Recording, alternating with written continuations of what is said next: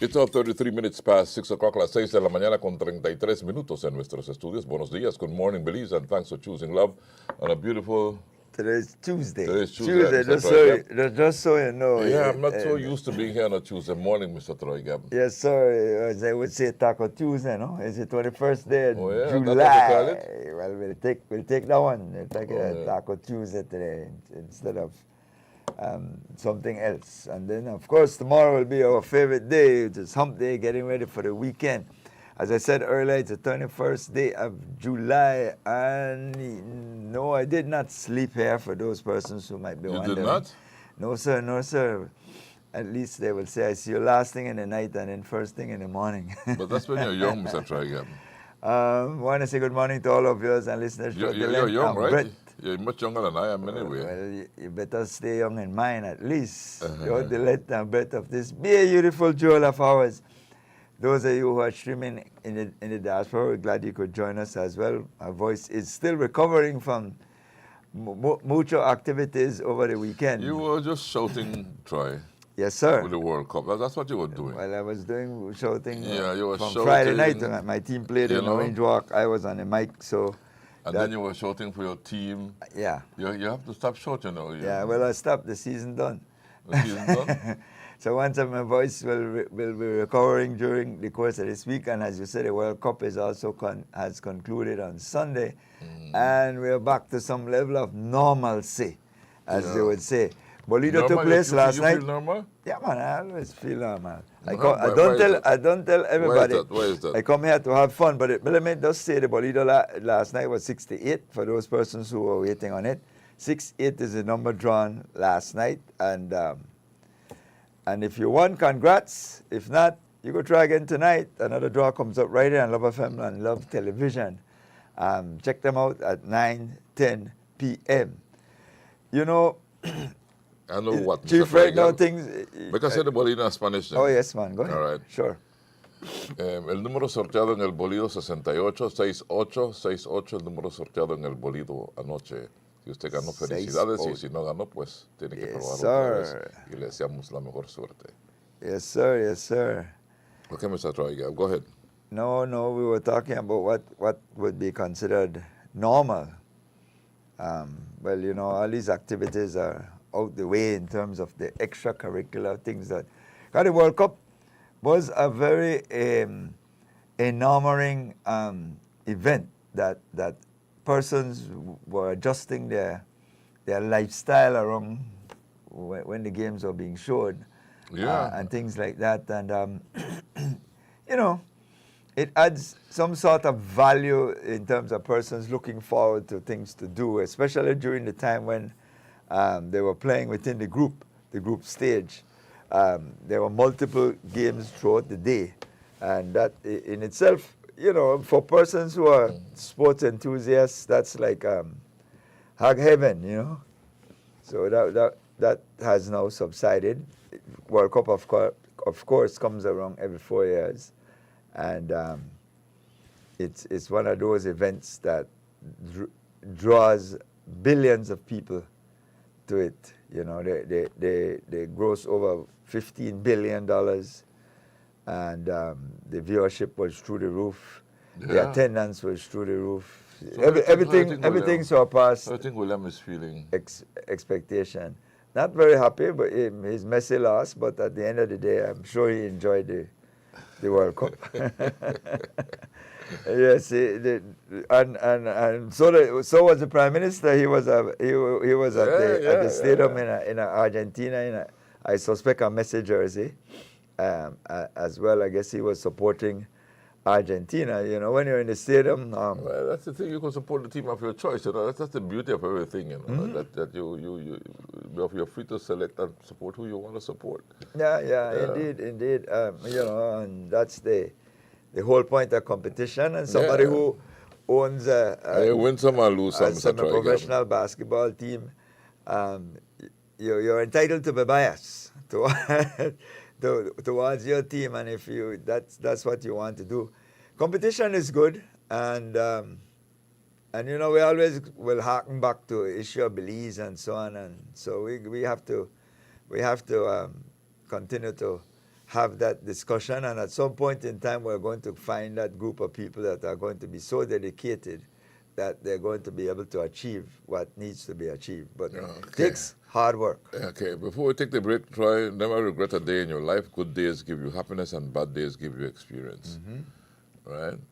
So I'll leave you with that one there and we'll take the break, no? Yes, sir. Yes, sir. When you love what you do, don't work a day in your life. That's another good one, too. 21 minutes. That's why you don't work, right? No, sir. No work at all.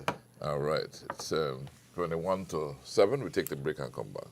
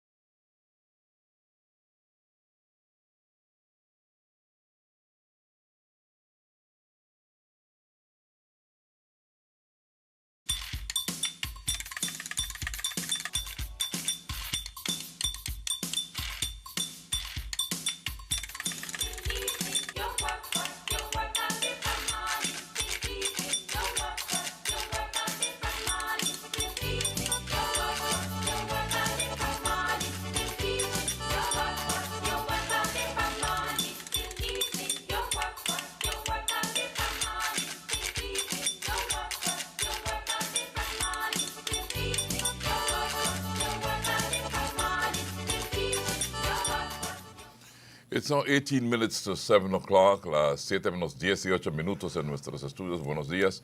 And Mr. Troy Gubb, we got a full day today, right? Yeah. Oil prices are now at $83, Chief. Jumped up from 69 a few days ago. Why? Well, it's because the war, the so-called war never did stop.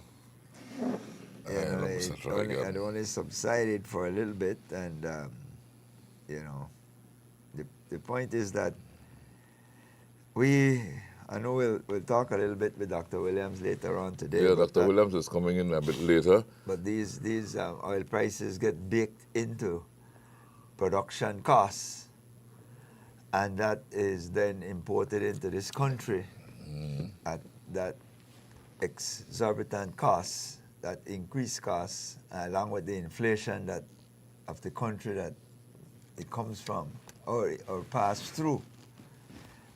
Things imported into the U.S. that we import into Belize comes with the inflation already baked in from the United States or wherever. So the reality is that we are price takers. Yes.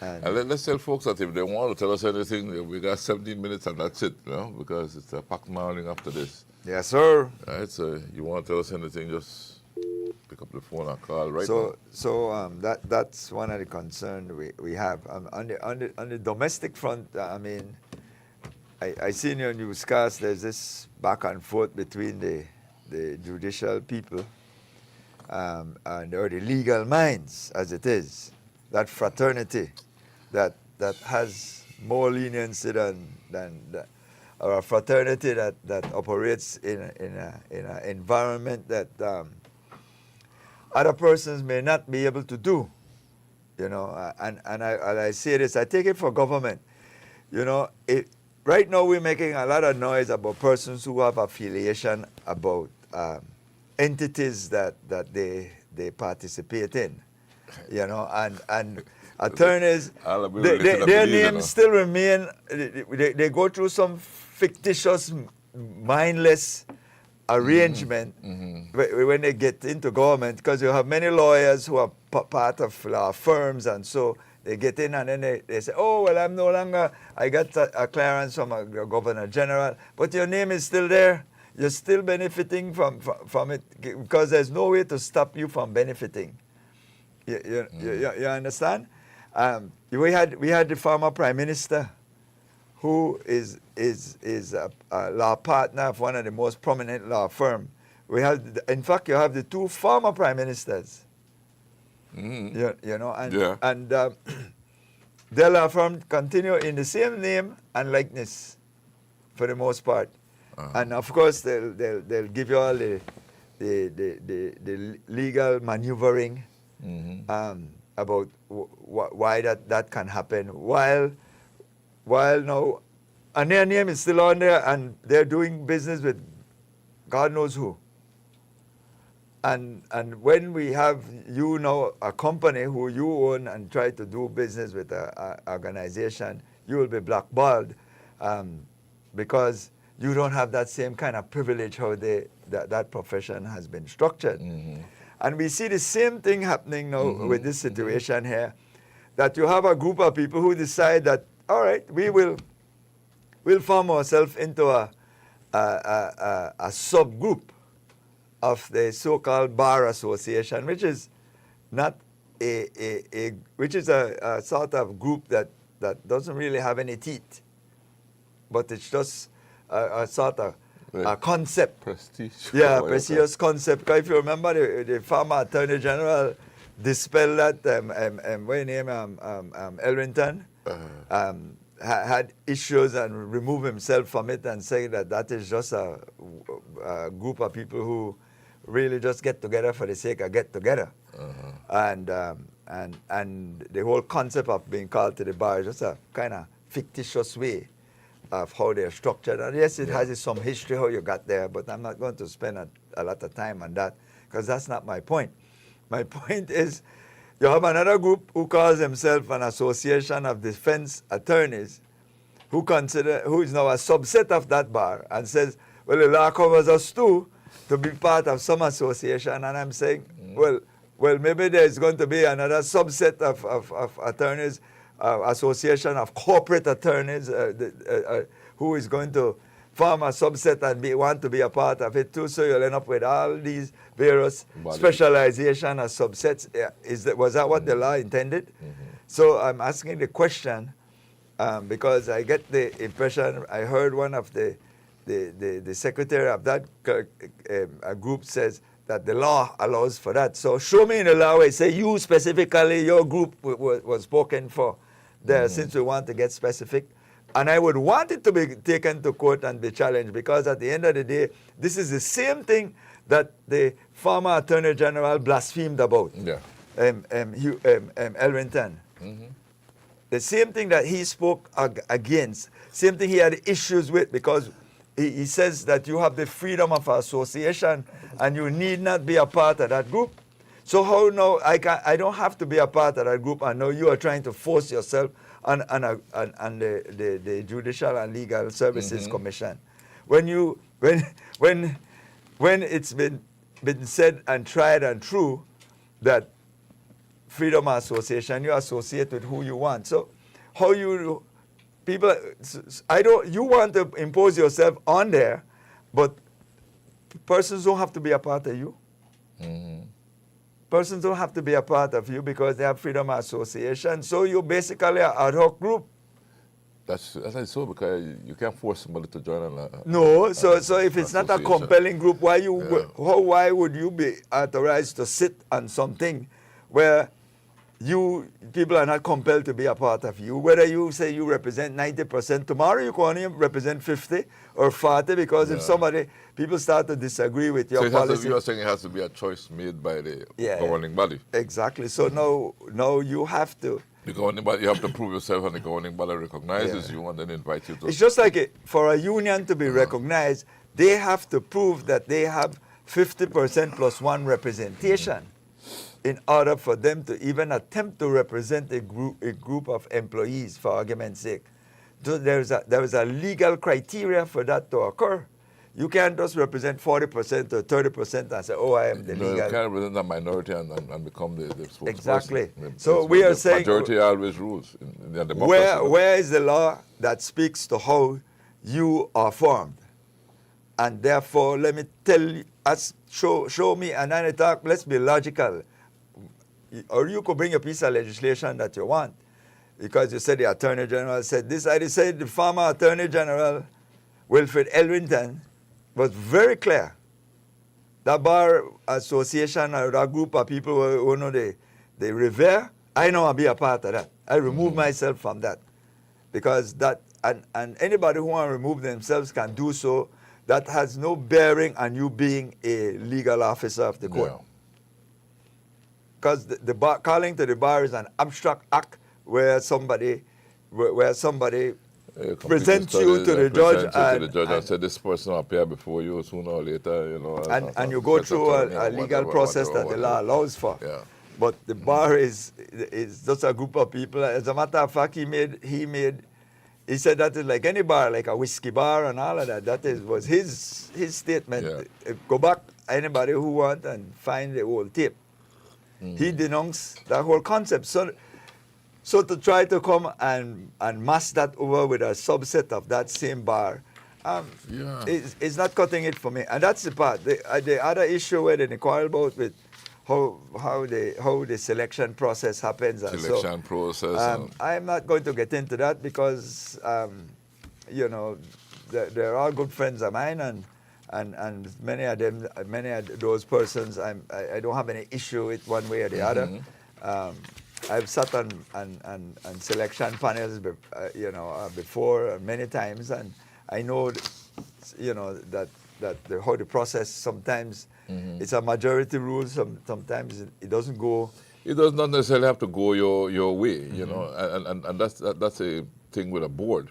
When a vote is called, it's the voice of the majority is consensus. So you might sit there and disagree with it. But the fact is that once the majority says that's the way it is, that's the way it is. So you have the only choice you got is to get off of the board, right? So but the majority always carries the say. So even if you are the chairman of the board and you put something to the board that says, well, listen, let's take a vote on this, and the majority of members decide, well, this is the way it should go. As chairman, you are forced, even if you're against it, to carry forward that rule. Yeah, check it out. They said somebody, this is a distortion. They're saying, Elwington's opinion was that you can't force a lawyer to be a member of the association for his professional practice. Engineers, if you don't pay dues and register with the association, you cannot practice.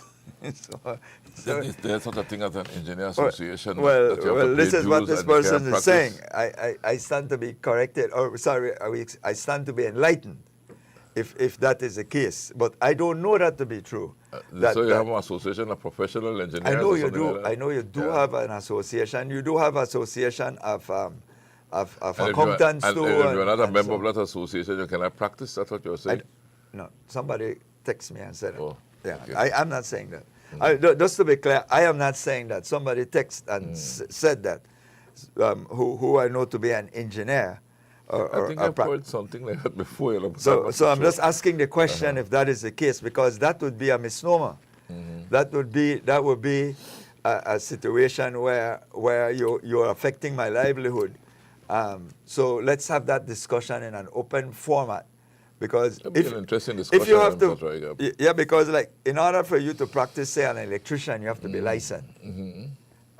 So if there's certain certification that you need, that's different. To be certified is different, because in order for me to practice law, I have to. You have to have qualified. You have to be qualified. Being called to the bar is given a license. To be a medical doctor, you could have your degree, but you still have to be licensed under the Medical and Dental Board. You have to be licensed. You can't broadcast if the broadcasting authority doesn't give us a license. That's why they have governing boards and governing bodies. So I'm saying that's a bit different. It's two different things we are talking about here. That's a bit different. Yeah. Two different things we are talking about here. So that, because people will try to split hairs. The Judicial and Legal Services Commission in this case would be.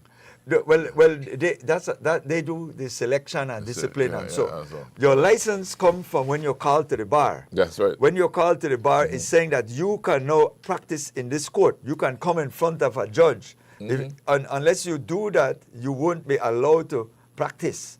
You may have your degree, but you could just be a draft man, but you won't be able to. So that's a formality to do any oral argument in front of a court. You'll have your LLB and your CLE, but you're not called to the bar in the sense that you're not licensed to go appear before a judge representing someone. Yes. That's the. So I'm saying, if you're an engineer, you have your engineer degree, and then if you have to be licensed, or take an electrician. Electrician has to be licensed by the Public Utilities Commission. Yeah, because anybody could show up and say I'm an electrician. I could put two wires together. And that's that. And for the safety of the public, burn down your house. It's like anybody could show up and say I'm a broadcaster, but once the broadcasting authority registers you, then you could have up your tower and thing, but you can't broadcast because you're not licensed to do so.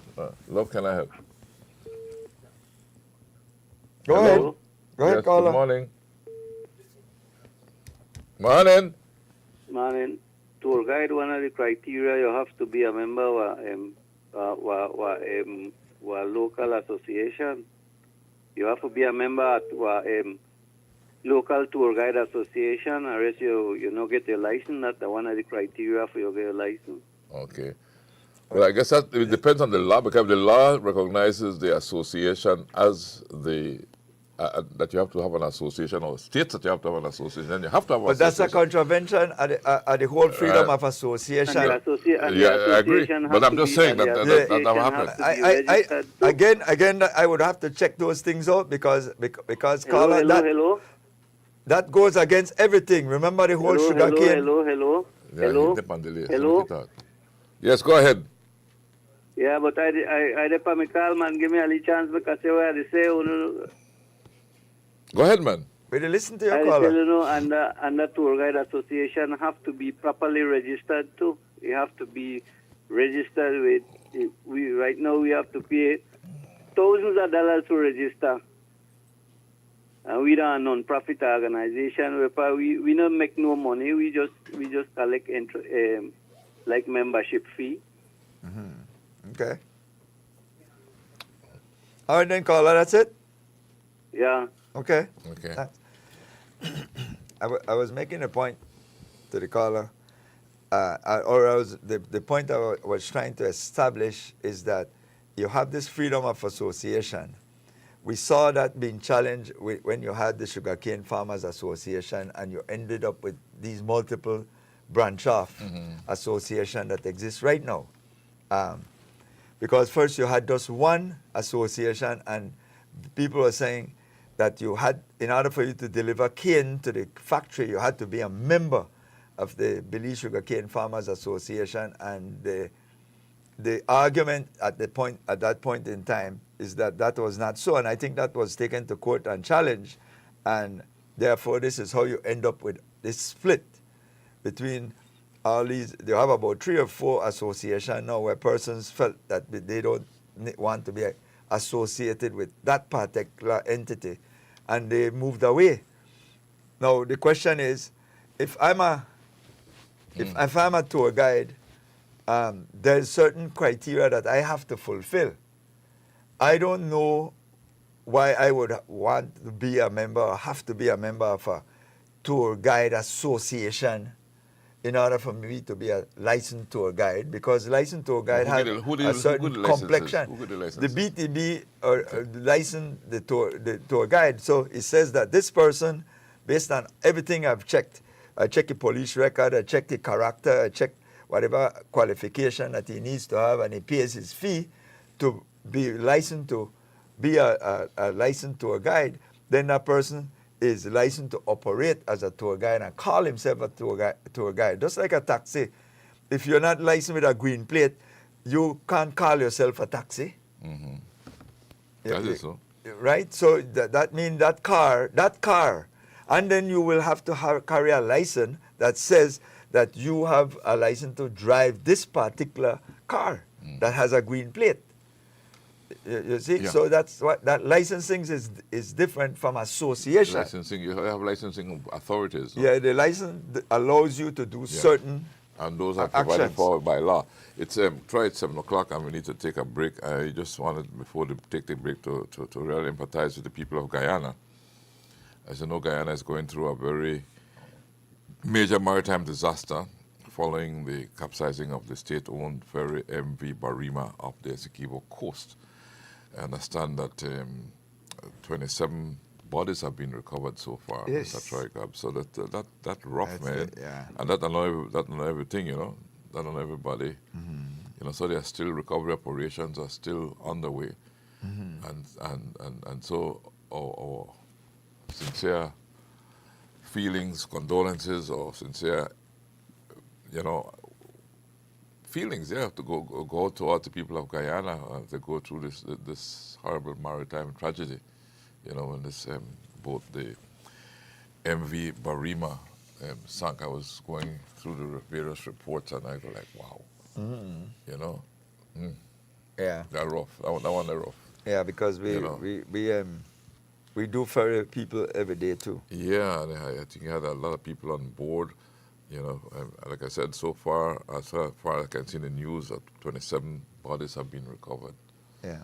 Right? Tragic. Bodies. There'll be people that died as a result of that. 27 so far. So Yeah. and that's not final. Yeah. It's a minute and a half past 7. Let's take the break and come back. Introducing Grow.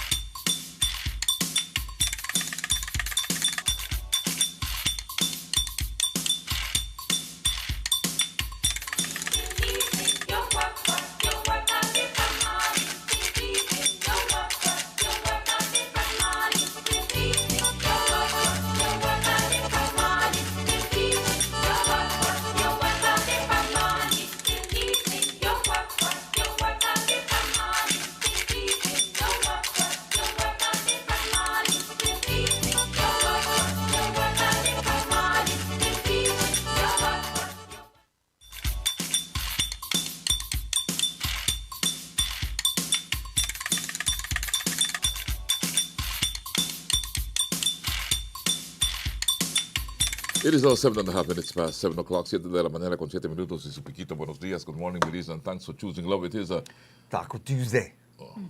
well. He put every Every day day has a name, Food? Oh. right? The first Monday is what again? Try again. Revolution of the mind. Tuesday is what again? Taco Tuesday now And that you Wednesday join is me. what? It's hump day. Thursday. Thursday, Thursday and Friday. TGIF. All right. So Look there at you have it. Try again. We do have guests in studio, Chief. We do have Ms. Jana Mario Palacio in studios good with morning, us. Ms. Jana. National morning. Coordinator. Thanks for having me. Anti-trafficking in persons. Yes. I see you have on a small blue A heart. small blue heart. Yes. Uh-huh. Yes. What's the heart all about? So you might can't. I realize my black and white dress It might be doesn't show it difficult well, to but because there's a blue blue heart background, here in my yeah. dress. Yes. When you leave from here, you'll go manufacture some bigger blue hearts. Yes, we'll get some bigger blue hearts. Yes. But we want to raise awareness for what the color means and what the heart signifies. So when it comes to discussing trafficking in persons, the blue heart is specific to raising awareness for human trafficking. It represents two things. The cold-heartedness of traffickers, of people that feel that they have the right to own and exploit people, and the sadness of victims who have been traumatized by those traffickers. Well, that's is the- human trafficking something like the old slavery days? When people used to figure their own people and they could just trade there and things like that? Well, Cartels. you see, criminals have become creative. Slavery is outlawed. It's outlawed, Indentureship yeah. is not Yeah. illegal. And so they figured, how do I still make money off of a human being? Yes. And that's essentially what That's human what it trafficking was, is. yeah. I see a person and I say, well, I want to make money. I want to make some form of profit. And so I will exploit that person for forced labor, free labor, slavery practices like slavery, for sexual intercourse, prostitution, forced criminal activity. It looks like many ways, but anything they can do to get you to make money for them, essentially that's what we're looking at. Can we look at some of the different forms of human trafficking and what exactly So my they look favorite like? one to talk about, not because it is a good thing, but it is a big issue, and I said this multiple times, I think on many media channels. The commercial sexual exploitation of a child is a big issue in our country. Girls are the primary victims, really the only victims that we know of. So this is where you have cases of young girls forced by their family, someone that they trust, or someone in a community that they felt that, probably gave them an opportunity, exchanging them for sex. So you go have sex with this person and I get paid for it. Or in the case of the familial trafficking, we have a mother, a guardian, an aunt exchanging that child for money. So that child goes, has sex with a man, and then they get paid rent, groceries, food, school supplies, something. So there's some benefit. It's not always cash, but there's some benefit in some form. That's the main one that we see in Belize. Do you have active cases of that? Yes. That you're pursuing? Of all the cases we have, I think approximately 60% of our cases involve girls that have been allegedly been forced to have sex with men in exchange for money. You said all the cases. When you talk about all the cases, you're talking about Active approximately cases being about investigated. Approximately how So many? we have about 18 cases being investigated Right now. currently, yes. Okay. And unfortunately, when it comes to the commercial sexual exploitation of a child, we have not been receiving any reports of boys. And this is a part of the topic conversation for me that's so important to highlight. I don't think that boys are seen as victims when it comes to sexual crimes. And so I believe that these cases are not reported by the community members. Why would you say that? Why would you think that they don't see them as victim in the sense that is it in your experience that we feel that men are tougher or something? Because I would think it's the same as some sexual activity occurring. I think some of it is, to some level, unfortunately, cultural norms. and this is anecdotal, so not scientific in any way or any research, but I've done a significant amount of training since 2019 with mixed groups of male and female. And sometimes you have one-on-one conversations with persons and they say, well, you know, as a young boy, my first sexual encounter, I was 15 and I had, you know, a big woman and I'm excited like that. I mean, a prize for me. And so we've somewhat normalized the unlawful sexual, unlawful sexual intercourse of boys having sex with older women, which is a gateway to them being exploited, so exchanging that sex for money. So when you normalize boys having sex as minors with older women, then when you speak about the commercial sexual exploitation of a child and it's a boy, people are like, how you rape a boy? People always say, how a man could get raped? Yeah. And that's not trafficking, but when you how about the other way, the sodomization component? Right. So you have that when the perpetrator is another male, but if the perpetrator is a woman, persons sometimes say, well, you can't rape somebody where they had to. Yeah. You understand what I'm saying? So, and I've had, again, this is very anecdotal based on conversations, but throughout my 7 years working this job, I've heard many persons diminish the likelihood of boys being victims in that regard. Maybe for forced labor, they say, well, that's easy to understand. You know, you put a boy out to work and they're not supposed to be working or they're being forced to work.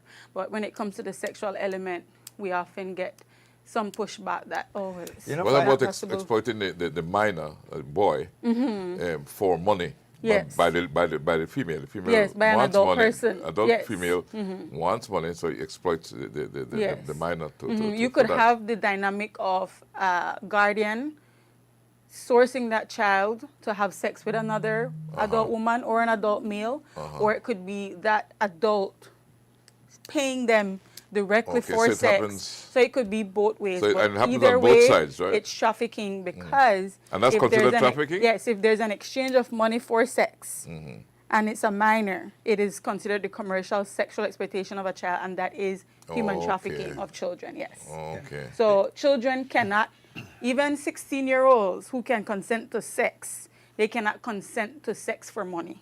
Oh, so, yes. So it's a difference between them saying yes to sex and saying yes to sex for money or gifts or benefits or any sort, because that is essentially prostitution, and children cannot consent to any form of commercial sex work.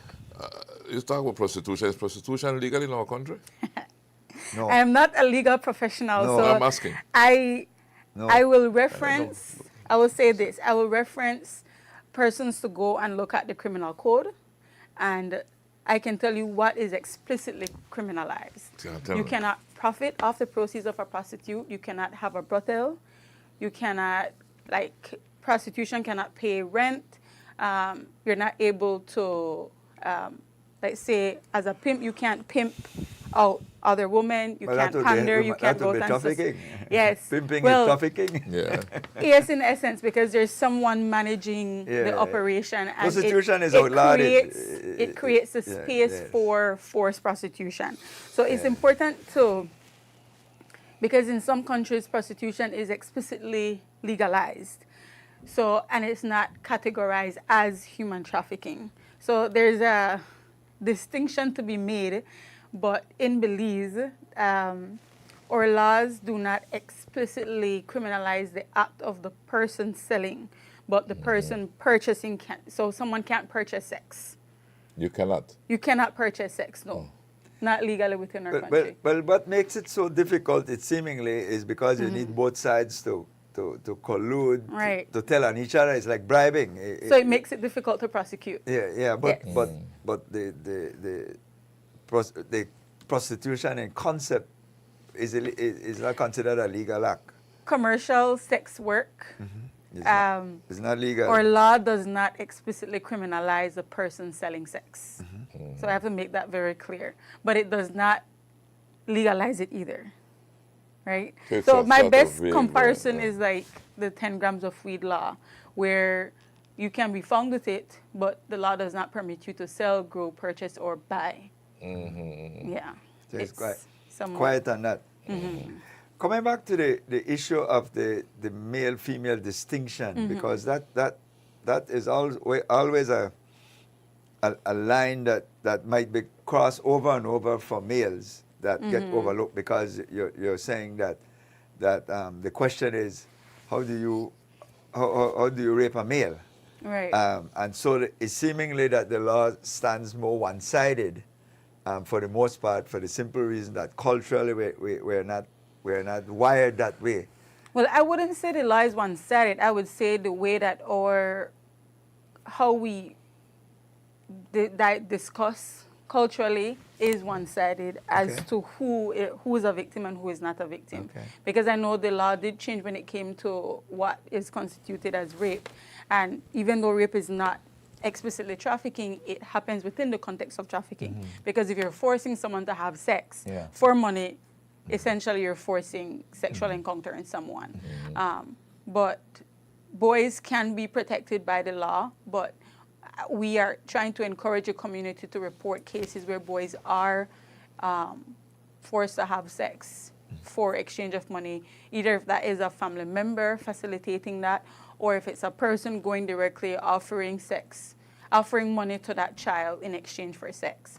And when it comes to trafficking, consent is a very important word, because you can, as a victim, say, yes, I will have sex with you for money and I'm 16 years old. It doesn't matter. The law still does not permit you to do that. So whether or not that victim consents, as people may say, they give me approval, you have still committed a criminal offense. And so you can still be charged, prosecuted, and if convicted, go to jail. Well, what's it like in the case of adults? That same scenario you just said just now. So in the case of an adult where a person consents to sex in exchange for money, if there was no force, fraud, coercion involved, it would not be trafficking. It's not it would not consider human trafficking. If it's an adult who has sex for money, it's not human trafficking. It may be another legal matter for the police, for other police units, but in the context of an adult woman or man deciding to have sex in exchange for money, it's not human trafficking. Now, let me give you another scenario. Someone comes from Honduras, coming to work as a waitress in a bar, gets their temporary employment permit, everything is legal, and that employer then starts to encourage them to drink with clients and then tells them, well, you have to provide sexual services unless I will go to immigration and say that you no longer work here, or I'm going to create issues for you, or I won't pay you, or I won't do this, then that goes into the avenue of what human trafficking is. Yes. Crossover. Yeah, so with an adult, against a person's will. Yeah, so yes, against their will. So with an adult, we have to prove coercion, force, fraud. With a child, we don't have to prove that. Okay. Because a child, as anyone under the age of 18, is considered a specially protected group and vulnerable. So we don't have to prove force, fraud, coercion, but if it's an adult, we do have to prove, some level of force, fraud, or coercion, yes. Okay. When you look at this whole avenue of human trafficking, how does the whole issue of person moving through our jurisdiction, sometimes people transiting to the U.S., maybe in the coyote type fashion, and so how does your unit line up with That's a really good question, because what you're referring to, I'm assuming we're looking at human smuggling, where we're getting persons to cross the border and violating our immigration laws.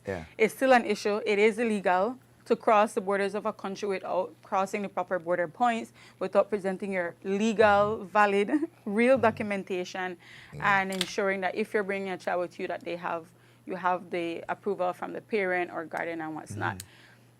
Human smuggling is an issue because it creates a vulnerability to trafficking for two reasons. So someone can be smuggled into the country for the purpose of trafficking them in that country, or through that smuggling process, they become a victim of trafficking, because coyotes or smugglers are sometimes also traffickers, and they use that as a means of recruiting vulnerable people.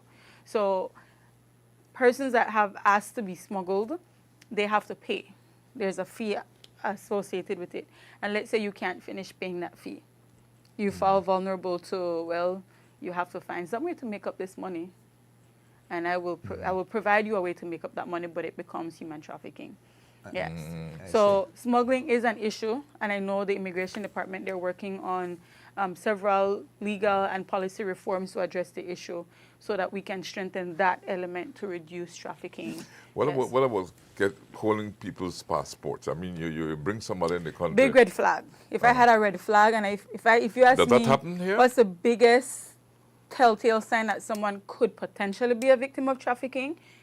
Their passports being held is a big red flag. Yes, it does happen here in Belize. It happens? Yes. So what's Belize's position with regards to human trafficking right now? Belize's position in what regard? Legal, policy. I say, compared to the rest of the world, where are we? Where's our standing? I may be biased, but I feel that over the last 10 years, we've made significant progress when it comes to addressing trafficking from all angles: prevention, protection, prosecution, and partnerships. When it comes to prevention, we've been doing trainings with, every possible group you can think of, we've probably done trainings with them. Enforcement groups, so that's police, Coast Guard, BDF. We've done customs. We also do training with teachers. We've done training with utility companies, with community stakeholders. As it relates to prosecution, we have a specialized unit, the Anti-Trafficking in Persons Police Unit. They've been active since 2018, and they've investigated a significant amount of cases. I would say between 2022 and 2025, they've arrested upwards of 20 persons related to trafficking cases. Oh, yeah? Yeah, so 2025 we arrested 7 persons. And last year we arrested, I think it was 6 persons. We've seen some convictions in the courts. There was a lull between, I'd say, 2016 and 2020, but we had a conviction in 2020. Then again in 2021, we had some arrests in 2022. 2024, we had convictions, and we're looking and hoping for additional prosecution. So we have cases at the magistrate's court waiting through the progress to go to the high courts. But we have cases that have concluded where persons are waiting sentencing. We have cases that are in the process of being, where persons are awaiting to be, stand trial and in hopes to be convicted. What happened? I said it might be on remand. Yes, so some persons are on remand, some persons are not. It depends, but with prosecution, we've seen a significant improvement in the work that the police does, and especially within the work that the prosecutor's office does.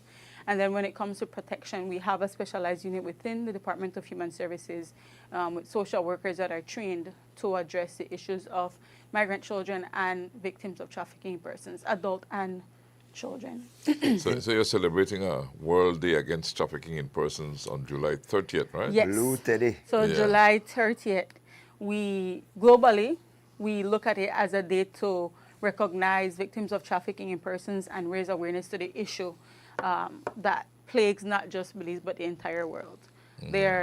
We see labor and sex trafficking in Belize, but there are some trends that are coming up in other parts of the world that we need to be concerned about, such as this year, United Nations Office on Drugs and Crime wants to highlight the issue of scam centers that started in Asia. Centers.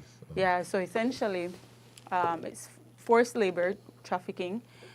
You're looking at persons that were convinced that there was a really good job, so they leave their home country, they go to this next spot, they go into like a call center structure, and then they're forced to scam persons. So that crime has 2 victims: the persons that's forced to do the scamming, and the persons that are then scammed out of their monies.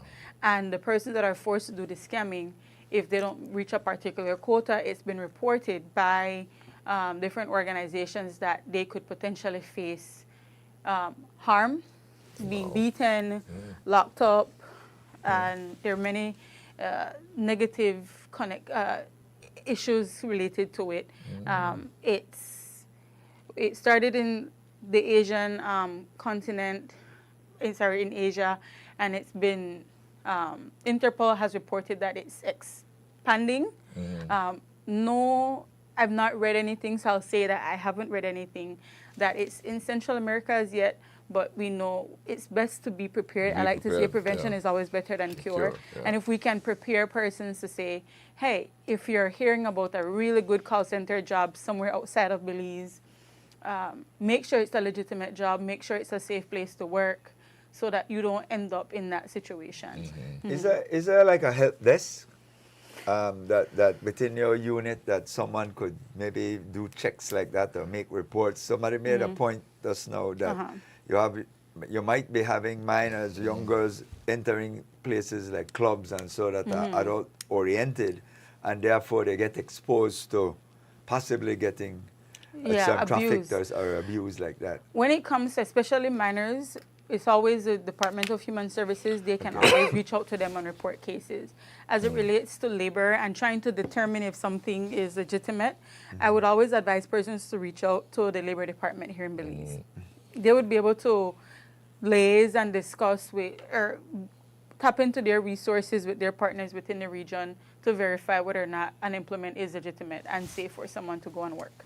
What sort of support system you have for survivors of we have quite a bit actually, and we're hoping to continue strengthening that. For adults, we prioritize independent living, because when someone was forced into a certain lifestyle, even if they had some level of freedom, because in Belize we'll see victims walking the street, going to the shop, doing errands, because the force is emotional, it's mental, rather than persons being chained up locked behind a door. So holding their passport is a means of keeping them there, telling them if you go and say anything, I will report you to immigration and say that you got into the country illegally so that you can go out. And they trick them into thinking that there's no protection. So what we do for adults, we prioritize independent living where possible. That means we provide support for rental, getting them training so that they can get into a job and work and sustain themselves. We provide psychosocial support, medical support. Essentially anything that a survivor needs, they have access to via the Department of Human Services. And for children, of course, we have different shelters where we place them based on their needs and prioritize psychosocial support, because counseling is a important part to the healing journey and reintegration into society. I see. Somebody asked a question. How would today Raul Rodgard be viewed? From here? I mean, it doesn't exist anymore, but somebody asked how that would be viewed by you. I tell you the truth, I was quite young maybe when Raul's, so I don't have enough information about what all went down at Raul's, but if the connotation that I get, it would definitely be viewed as a spot that we would lobby for them to not get a liquor license and trade license to operate. If intelligence would have proven that persons were potentially vulnerable in that area. Because as you pointed out, times have shifted and changed over time, and this has become a more prevalent and activity. That's one of the reasons we've actually strengthened our partnership with Ministry of Rural Transformation and training liquor licensing boards, meeting with them, because we realize if you are giving license to sell alcohol, you have to be looking at these persons with some level of scrutiny, because you are the forefront of either facilitating exploitation in your community or not. And with our push for child-friendly safe municipalities, they've done an excellent job in supporting or push for a safer community. So I like to recognize that Ministry of Rural Transformation, especially local government, they've been a great help, and the partnership that the liquor licensing boards have given us has been excellent. Quickly, the Teddy Bear campaign, maybe you might want to talk a bit about that, and the meaning behind it, and then why the purpose of the Wear Blue Fridays. Okay, so the Blue Teddy Bear campaign, I'm not fully intricately involved. It's a partnership between the Ministry of Human Development, the National Commission for Families and Children, and UNICEF. That is supposed to raise awareness for the sexual abuse of children, specifically sexual abuse. So sexual abuse of a child could happen within the context of human trafficking. And so the Blue Teddy Bear and the Blue Heart campaign, they go together as one, because they both raise awareness for issues that affect and demoralize and traumatize children in different ways, and sometimes very well connected. And so when it comes to the Wear Blue Fridays, that's a campaign that we put out to raise awareness for human trafficking. But of course, it doesn't hurt for us to also raise awareness for what the Blue Teddy Bear campaign is pushing for, because when we push for the protection of children, we also push to reduce vulnerabilities to human trafficking. Yes. Well, certainly wish you all the best. Thank you so much. Anything urgent you want to tell us before you leave? Please report any suspicious cases of trafficking in persons. Numbers? There's an anonymous line that you can call. It's 922. It's a number that connects you to persons in the U.S. It's Crime Stoppers. You will be transported to them via phone line, and then that information still reaches our desk here in Belize. So you can feel safe that you're not speaking to a Belizean, if that may be. I know that sometimes a concern that Belizeans may have. So please report any suspicious activity. We will do the due diligence. When I say we, I mean the police. They'll do the due diligence to determine if these cases are trafficking. But if any emergencies, please always call 911. Well, emergencies are 911. Yes, emergencies, 911. Life or death, 911. Cases, 922. But if you see something that's suspicious and you're not sure, we don't want you to go into harm's way. These persons are dangerous. They could potentially be dangerous. So call 922, give them that information, and we will get it. That's the Crime Stoppers hotline. That's Crime Stoppers hotline, yes. So that's the urgent that I want to share with the community today. Thank you so much for being here. Thank you for having me. Jana Murillo Palacio, National Coordinator of the Anti-Trafficking in Persons Council. Yes. Thanks for having the council. Thank you so much, Ms. Jana, for being here. All right, it's now 34 and a half minutes past 7 o'clock, and we'll be right back after these messages. Good morning. Radar observations during the night showed that a few showers affected the extreme south after midnight. Elsewhere, only isolated showers occurred. Warm and relatively dry conditions will continue over our area for the next few days. The 24-hour forecast is for mostly sunny skies today and clear to partly cloudy skies tonight. Showers will be isolated, with the chance for a few more over southern Toledo tonight. Winds over the open sea will be from the east at 10 to 20 knots, and seas will be choppy. High temperatures today will be around 89 degrees Fahrenheit on the coast, 94 inland, but only 82 degrees in the Mountain Pine Ridge. The outlook for Wednesday and Wednesday night is for continuing mainly fair and warm weather with only isolated showers. There's a low tide at 10:18 this morning, and a high follows at 3:55 this afternoon. Another low is at 9:27 tonight, and another high at 3:40 tomorrow morning. The sun rose at 5:28 this morning and will set at 6:29 this evening.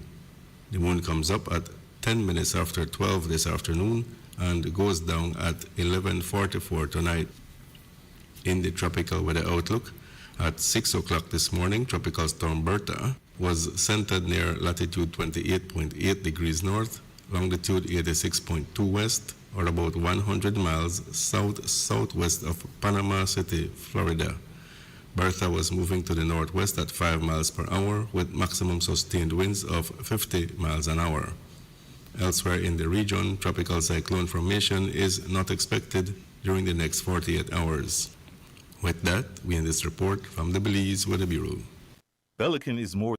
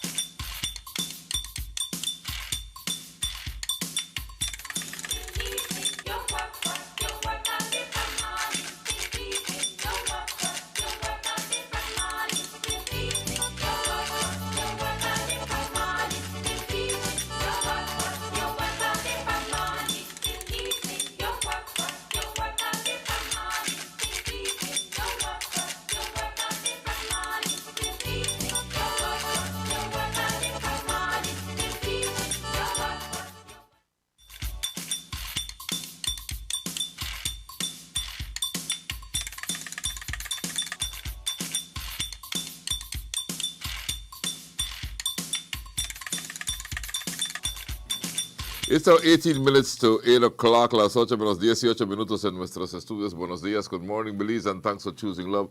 It is a beautiful... Tuesday morning, All right. Chief. Tuesday. All right. We will dub it Taco Tuesday, since you ask. And we do I have say why. another set of guests in studios. We are going to be talking about move your body. Move your body. Move your body. campaign. Say it good in a Creole, sir. Move Move your body. Move your body. Yeah, plug in your mic, please. Yeah. Yeah, And, move your body. and of course, we're joined in studios by Dr. Laura Friesen, who is the Acting Deputy Director of Public Health and Wellness that morning.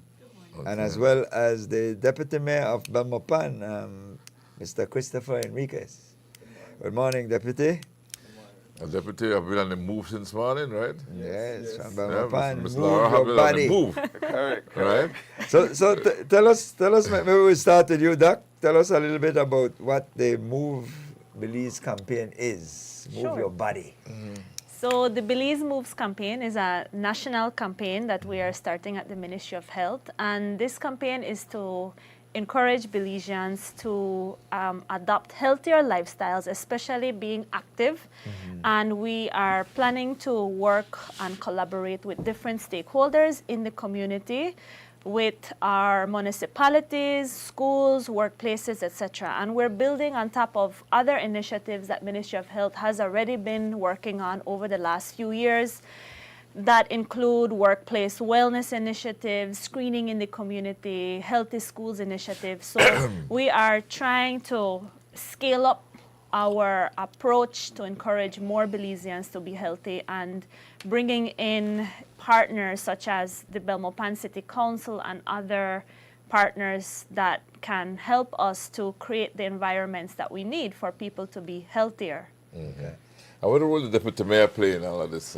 Well, as the Deputy Mayor of Belmopan, it is always a pleasure to be a part of initiatives that helps to improve the quality of life of our residents. The Belmopan City Council, led by His Worship Mayor Pablo Kawich, we have always been there and ready to be a part of these initiatives to create the spaces so that our residents can be able to go out and exercise, the different fitness facilities, the parks, and it's just creating the space so that you're able to do the movements to be active. Okay. And is there going to be a launch date? Or is it there a special time when we know that this process has started, and then how we go from there to keep it consistent? Vision, Yes. Yes. So the launch date is this Thursday, the 23rd of July. Where? It will be at the Sir George Brown Field in Belmopan. Okay. It starts at 3 p.m. to 7 p.m. Okay. What can I expect at that lunch? Zumba. Zumba?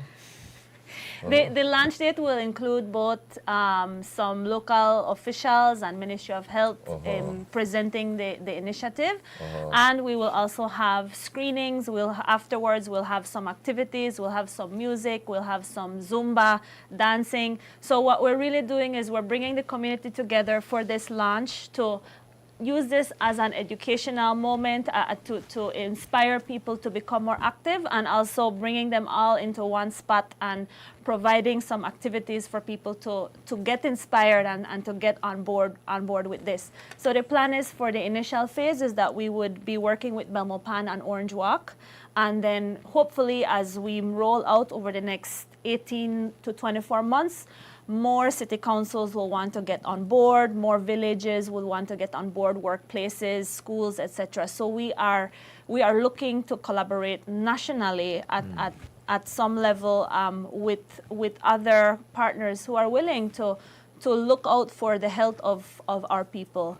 So we are excited for the launch, but it is just a small event in a long process of health education and community activities that we want to inspire and collaborate with in the community as well. Well, Doc, maybe here they could tell us how important it is to stay physically and mentally active. Yes. Right? How important is that? To have regular physical activity and to, Yes. to really be with it. so I think the most important thing we can say today is that Belize is really affected by non-communicable diseases. We're talking about 1 in 3 persons, adults in Belize, with hypertension. 1 in 6 with diabetes. We're talking about 2/3 of our deaths being caused by chronic disease such as cancer, heart disease, stroke, diabetes complications, kidney disease. So we have a problem. We have a problem in our country. Our people are dying, and they're dying early. They don't even reach the biblical 70 anymore, you know, because diabetes is catching our persons early on. So we need to approach this, you know, from a holistic approach. We need to look at lifestyle choices, eating healthy, staying active. I think Chris could speak more about physical activity because that's his expertise, but physical activity is the cheapest medicine we have. If you take away all the drugs in the world, but you give me physical activity, I would prefer to have the physical activity than everything else. Because if you stay active, your metabolism stays going, you reduce your risk of diabetes, you reduce your risk of hypertension, you reduce your risk of cancer, you reduce your risk of mental health issues, you reduce your risk of dementia. You know, people tend to think dementia is something that just happens to you. There's a lot of risk factors that you can control that contribute to dementia. About 40% or more of the risk factors for dementia are actually your lifestyle and where you live and how you have, you know, what environment you have grown up in. So I think that when we look at the statistics, we see that it can't just be a health a health system or a health facility approach. It has to be communities coming together and saying, you know, we will create the environments we need for our people to be healthy, and communities coming together and saying we will be active and we will encourage healthy lifestyles in our population. But Dr. Lara, what would you say to someone who's there and saying, I want to do it, but I just don't have the capacity of doing it, and what have you? How can you transform that person who is sedentary and what have you into an active person? How do you go about saying yes, or changing your lifestyle, for example, from that sedentary to active? I think the first step is realizing that every bit of activity helps. So even if you are bedridden, you need to have physical activity. Even if you have a disability, you need physical activity. If you have obesity and you have difficulty mobilizing, you need to be active. So every bit of activity helps. I always tell my patients, what can you start with? You cannot run a marathon in a week, but if you can take a 5-minute walk, take a 5-minute walk, and then next week you increase it to 7 minutes, and then you increase it to 10, and then you increase it to 15, and then you improve as you go along. So there are different physical activities. Everybody can do something. Some people want to dance, some people want to run, some people do cycling, some people just do their own workout at home, some people go to the gym, some people do Zumba, some people do Pilates. So we all can find something that works for us. Not everything will work for everybody. But even persons, as you get older, it's even more important that you keep active. So the important thing is to keep active and to keep moving. Yes. Right? It doesn't matter what it is. You don't have to be exercising on a bike or The question to you, Deputy, is how do you foresee Belmopan holding the line on a consistency? What initiative are going to be put in place? There's a launch that happens on Thursday. People come out, they get excited, and then they go back home. And so how does the council continue to weave that into the lifestyle of the Belmopan residents? First and foremost, the Belmopan City Council has done a wonderful job at embracing health and wellness within our municipality. I like to take this opportunity to highlight that we're on a mission to let Belmopan be recognized not only as a garden city, but the fit city, maybe even the fittest city in Central America and the Caribbean. And we can only do that by partnering with Ministry of Health, partnering with Taiwan ICDF and different stakeholders, coming together so that we can ensure that we can be persistent at our goals. Belmopan has already started from last year with the Love Your Heart campaign in partnership with the Ministry of Health and with Taiwan ICDF. That program was providing dance, Zumba, aerobic classes, yoga, and outdoor fitness, free of cost to the community. And the residents of Belmopan adopted that 6-week program, and to this day it's still sustainable and happening on its own. So while we started it, the community embraced that activity. And that's just a few of the many things that we have going on at Belmopan. If you stop in at Belmopan in the evenings or early mornings and you take a drive around the ring road, you would see how active our residents are. Everyone being out, moving, walking their dogs, families in the park playing. So by us creating these spaces, we can ensure that our residents continue to move. When you look at the issue of nutrition, as you pointed out, how effective could a municipality be in ensuring that people get that sort of right set of nutrition that you in order to achieve that goal that you're trying to achieve? How do you work together with the ministry to be able to get that message out to the residents of Belmopan? We work along with the ministry by doing a lot of screenings, going into schools. So it's a lot of educational campaign, because awareness is the first step towards making a healthier choice. And so working along with them with these different campaigns is one way that we ensure that our residents are informed. And also keeping our market area to a standard whereby residents can go and be able to buy these fruits and vegetables is another way that we ensure that we can have a healthy municipality. Exactly. Yeah, I was just going to add that's important that he mentioned the market, because there's such a thing called food deserts. I don't know if you've heard about it. Food deserts. Food deserts. So if you have a large, let's say suburban or a large area that is just residential, and there is not access to markets or fresh fruits and vegetables, it is a food desert. It's considered a food desert because the residents don't have access to groceries and to fruits and vegetables. So as a city council, that effort is a huge thing. We might not think about it as much, but ensuring that there is market spaces, and as the city grows, maybe looking at making sure that there is market and fruit and vegetables available in different areas would be a future thing to look at as well for all cities, to make sure that we have in our cities areas that people can access fruits and vegetables. That is easy. You know, it's difficult to tell somebody to get on a bus and travel 1 hour to go get a fruit. But if you can walk down the block, or you can walk 5 blocks and there's a market, it really improves the ability of especially persons with lower socioeconomic standard to be able to access these fruits and vegetables. So that is definitely, and I'm glad you brought it up, that's a huge thing that cities should and can do to help increase the ability for our population to eat healthy. Blending. Sorry. Well, I was about to bring up, following up on the councillor from Belmopan, Deputy Mayor. Belmopan has a lot of areas, green areas, where you can actually do a lot of walking, right? You can walk from you can almost walk from the administrative buildings right through to where people live, quite easily and pleasant because of the trees and the walkways. And it was designed that kind of way then, But many of our communities don't have that sort of facility where people can walk freely and move freely because of the congestion that they have. How could we get around all of that? What could be done to get around all of that?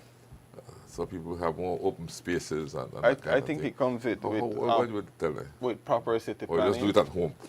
Yes, I think it comes with proper city planning because as these communities continue to grow, especially like, for example, Belmopan, one of the fastest growing municipality, we have to ensure that we have the implementation of parks, spaces, walkways, and different open spaces so that our residents can have the opportunity to get out with your family and friends and move. And I think one thing that we have also seen in Central America specifically, because that's where I guess I have had more exposure, but there is also, for cities that are very congested, to designate certain streets as walking streets only, either permanently or as a weekend initiative, for example. And it has had a lot of success in some countries where on Sundays you would designate, one street that has like shade for families to come out. You would see kids on bicycles. You would see people come out and walk and be active. So there's it's not confined to a specific environment. If the communities come together and work, there are many creative ways that we can create that space. You see it in Guatemala, yes, definitely. Block off streets and you can you walk, do your run, exercise, you do your walking, you do your running. I've seen that indeed. Yeah. Like on Sundays, people come out after their breakfast, they go just. Yeah. It's a long street and people can ride up and down and so. So you got a lot of work to do, the mayor, to conscientize or to create awareness. Sensitize. Sometimes the Spanish will speak, but to create awareness among your colleagues in the other councils, right? Yes. You spoke a little bit about access to these nutritions. Is there a limitation based on your experience in terms of the economic strata as it relates to persons' inability to do physical activity and get the level of nutrition? Is there what you see as an economic strata being an impediment sometimes? Definitely poverty is a risk factor, and low socioeconomic resources is a risk factor for health. Persons with low socioeconomic status tend to get sicker earlier and tend to die earlier as well. Okay. And so when we do any kind of initiatives, what we try to do is we try to make sure that we are making it accessible to the persons, even if they are not of a high economic status. So we make it free or affordable, or we work with partners to make it accessible. So that is definitely an issue, and it is in Belize. However, in Belize, we have a lot of resources we are not using. I currently am living in a spot that the soil is crap. Sorry for say that word, but it's sandy, rocky soil. And I have a chaya tree growing right in that soil, and it's this big already, and I can start to eat the chaya leaves. So just an example, sometimes we have to be creative. We can't wait for someone to give us these things. We need to look at what is in our surroundings, what's in our culture. We have a lot of cultural values that we have. We have cultural foods that we have lost along the way. So we can look at our resources, and even if your economic means doesn't allow you to buy these fancy health foods that we see on TV and internet, that doesn't mean we cannot use what we have in our country. We have a lot of healthy foods that grow easily in Belize, and we also need to encourage our farmers to grow these foods to make them accessible to our people, because we do have the climate and the land capacity to raise a lot of these fruits and vegetables. So I think it's a system-wide approach. I think as a whole country, we need to work on this. We need to work on it from the agriculture sector, and they have been very strong partners, especially with the schools and school gardening. We need to work with rural development, and they also have been strong partners, especially in creating safe water systems. Municipalities are essential to this, municipality and village councils, because they're the local people on the ground working with the people. So I think we need to look at a whole of government, whole of society approach when we look at healthy food and exercise. It can't just be I have to decide that I will be healthy. We have to decide as a society that it is better for us to have these environments where people can be healthy easier. So we make the decision easier for you. If you have a nice sidewalk to walk on, it's easier for you to decide to walk to the shop than if you know that you might drop into the drain 3 times on the way. So we make settings easier. You still have to decide you will walk to the shop, No one will make you walk to the shop, but you make it easier for people to make a good choice for their health. And that's what Belize Moves is about. That's what our partnerships are about, is creating these environments that make it easier for people to make good choices for their health. Your health is your wealth. That is right. That's right. That And is if you right. cannot leave your home, what do you do? Is that say you're in a position you can't leave your home? You can just get up and sit down or stand up or move around a little bit? How can someone that's confined to their home for whether reasons of illness or incapacity, how can they exercise? How can they help themselves? Well, there will be a, you want to take that one on? There's different level of Because exercise. He's the expert. people like that, but there are people like that. There's Yes, different level of definitely. exercise and ways to move your body. I mean, yoga is one essential way to first for someone that wants a low impact movement. There's Tai Chi. There's different. So you don't have to be an athlete to be physically active, because a lot of people tend to correlate it to being an athlete. When they hear about exercising, they think about only a gym. It's not necessarily exercising in a gym or being an athlete for you to move your body. I mean, most of us work an 8 to 5 job, and we sit around a desk all day. Every hour, if you can get up and just go take a quick little, 20-second walk back and forth to get some steps in. You stretch, that's very important. So it's just for us to encourage our residents to move, to get up and move. Yeah. Move, however you want to move. However you want to move. Move your body. Move Belize. Move your body. Move Belize campaign. Recently. Any closing comment from either of you guys?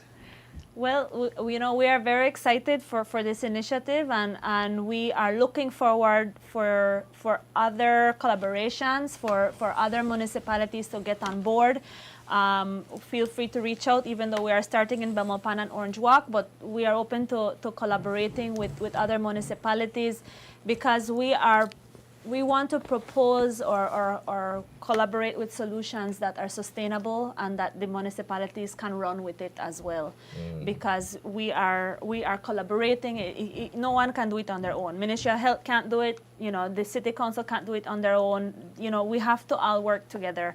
So I'm looking forward to it. And anybody, please, if you are in Belmopan on Thursday, come by. We look forward to your presence, and everyone is welcome to join us. And again, what to expect? Well, when you come out, you can come out in your casual wear, some... Set up with our jacket and tie. No right? jacket and tie. Wear a bearer, Yes, right? casual wear, because we're going to be... Moving your body. Moving your Yes. body, So right? try will go in his short pants, right? Correct. Right? Go all set. Wear your tennis. Yes, Wear yes. tennis. Don't have that on. And what Set. have you? So you put everybody for roll on the block in. I mean, we won't go that vigorous, but we will do some movement. There will be some... So the whole crowd Dancing. that they will be invited Fun to move. stuff, to fun move. stuff. Yes, fun Yes. stuff. You're So going to to be having some dancing, there will be health screening. They'll have... When I say health screening, you mean take like seeing how health... Your blood pressure, Your blood pressure, blood sugar. your weight. Weight. Yeah. The Yeah. essentials. And we'll have some local businesses there that will be selling some, healthy foods. So it's a family event. It's fun. It's healthy. It's active. So we just want everyone to come out. 23rd of this month in That's right, Belmopan 3 o'clock. at Thursday. 3 o'clock. That's Thursday. Yes, that's at Sir George 3 Brown o'clock. This Thursday, right here. Right, That's yeah, right, this yeah. Thursday. All right. Well, we want to wish you the very best as Thank you you. continue to move forward towards a healthier Belize. That's right. All right. Thank you so much. Thank you. Yep. Okay. 5 minutes after 8, Chief. Yes, sir. We take the break and we come back. Looking to perfect your roofing or siding project with precision? At Coop Sheet Metal, we've got the machine that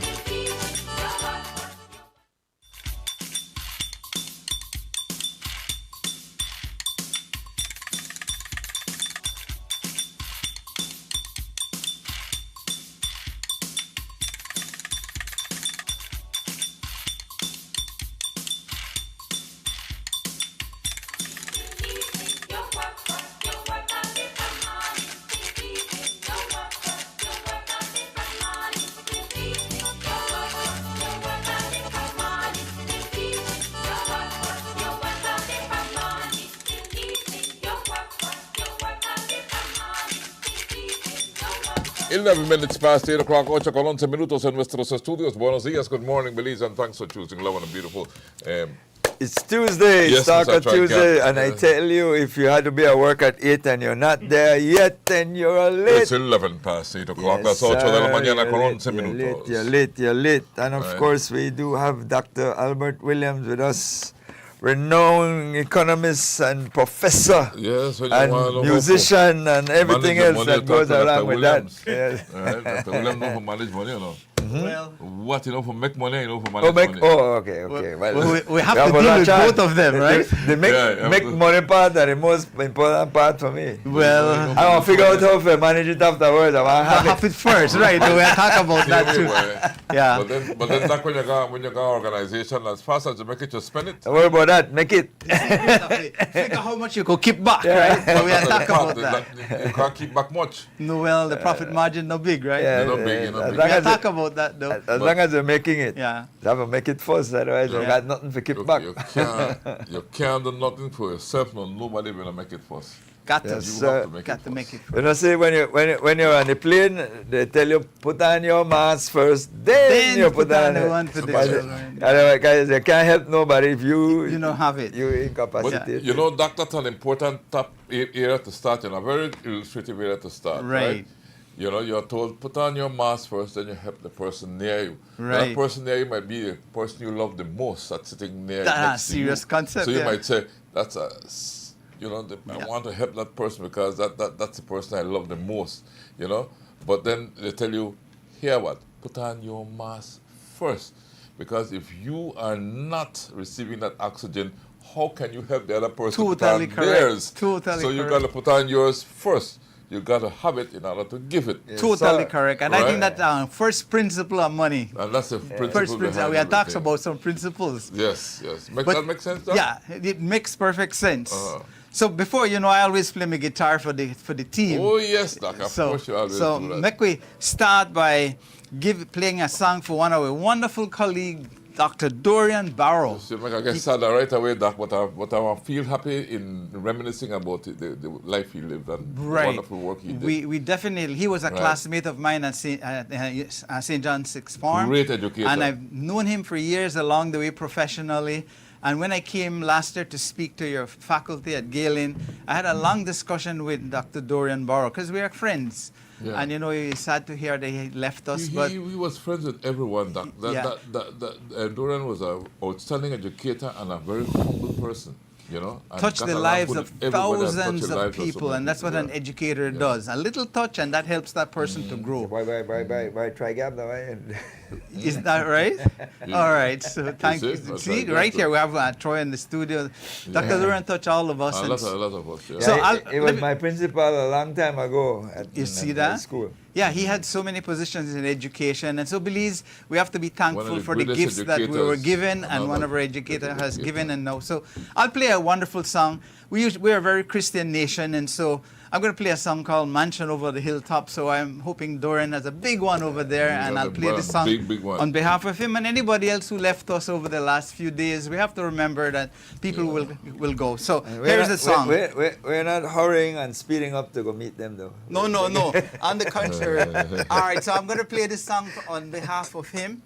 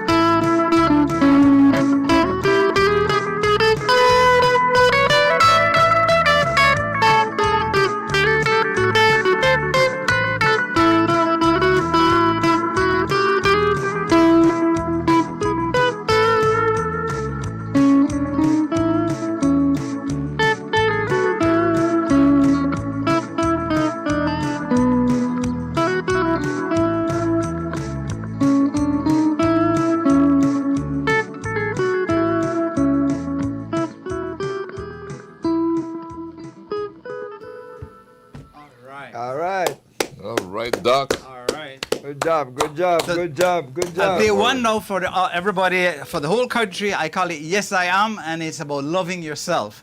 Today we talk about love your health, love your wealth, love everything. So this one is love yourself. Well, and that's then where we it sit all down and starts. talk Love after God that. and love your neighbor as yourself. Love too. yourself, love your You gotta neighbor. love yourself so you can love your neighbor. Right, Correct. right, Doc?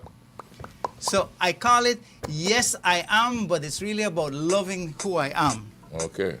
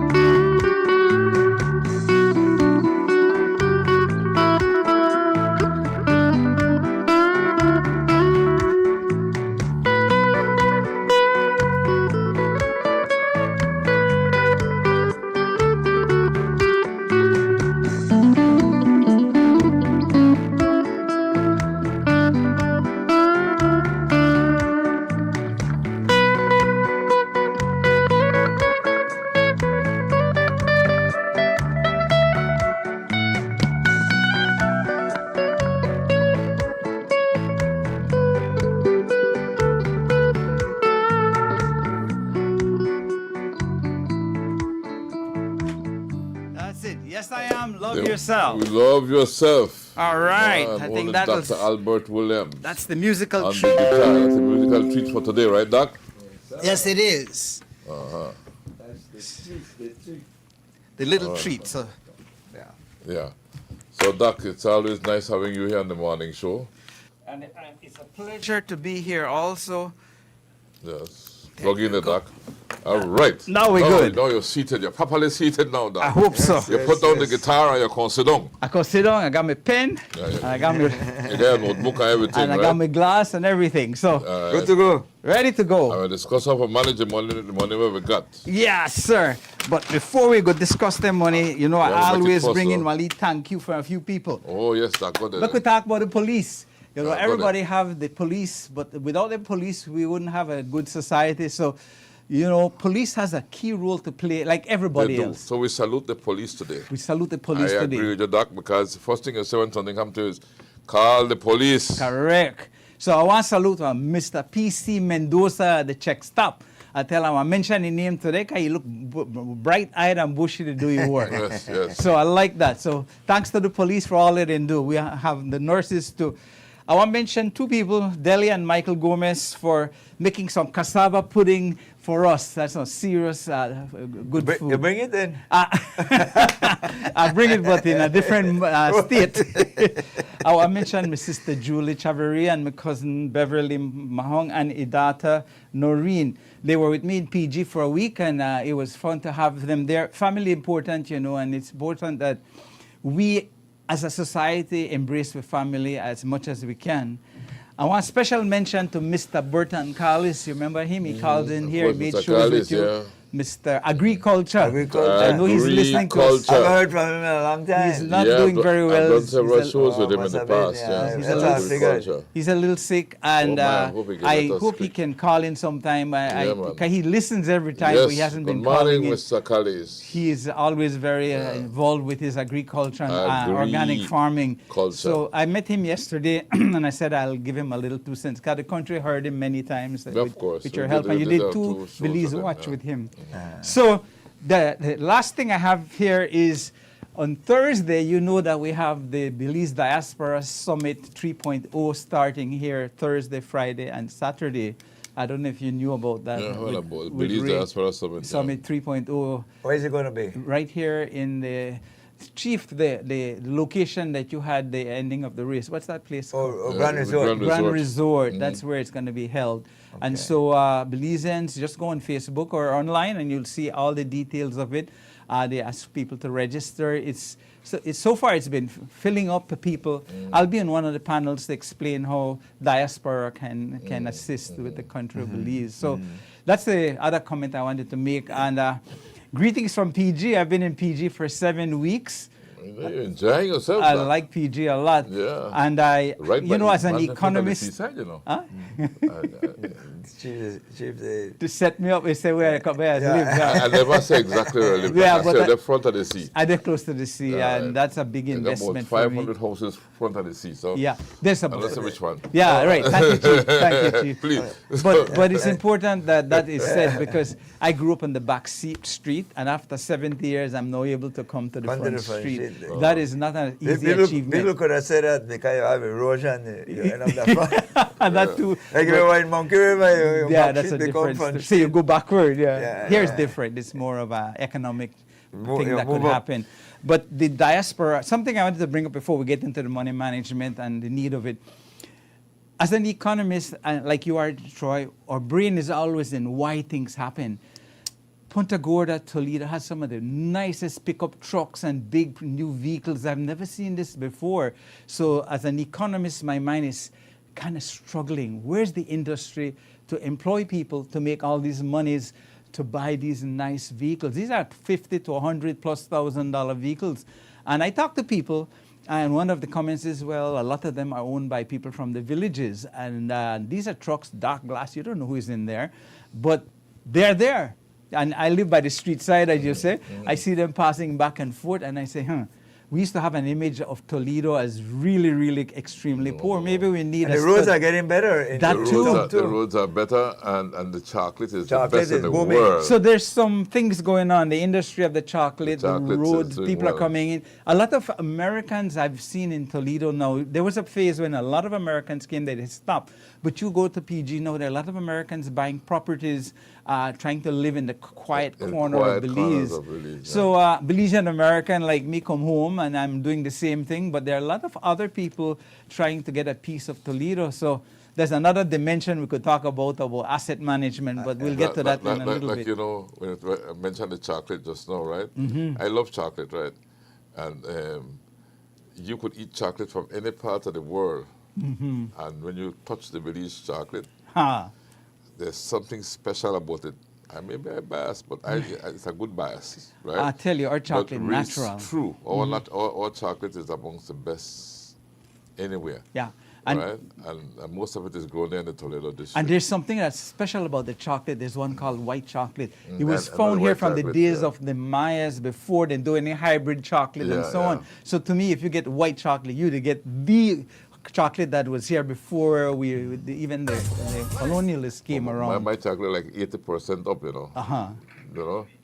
So see, That chocolate there being made. I've done that demonstration several there, times. I'm proud of seeing that chocolate. I like to see how they're getting along. So something is going in PGU that I really appreciate. There's some money there circulating. It's the improvement of the road. Yeah. Once the infrastructure improves, development will flourish easier. And so people can commute back and forth. There is the whole concept of tourism. I know people that takes 13, 14 people in a Econoline van and goes down there. Right, because some persons, especially diaspora who have never been to PG, they take their entire family down there. I know about several persons who have done that during the course of this year. Beautiful spots and beautiful villages. Yes, I do. I like to go. The other one is I see all the big buses going in there, and people are traveling on those buses back and forth. So kudos to the bus line trying to regulate it and make it stabilized. You have the improvement with the bridge. The Joe Taylor so bridge, I think everything is tying in to show the improvement. But the question as economists, we want to know who's left behind, what can be done to help those left behind economically. And it's funny, your first two segments of the show today are linked to economics, because the first one, unfortunately, economics drives some terrible behavior if you don't have the resources.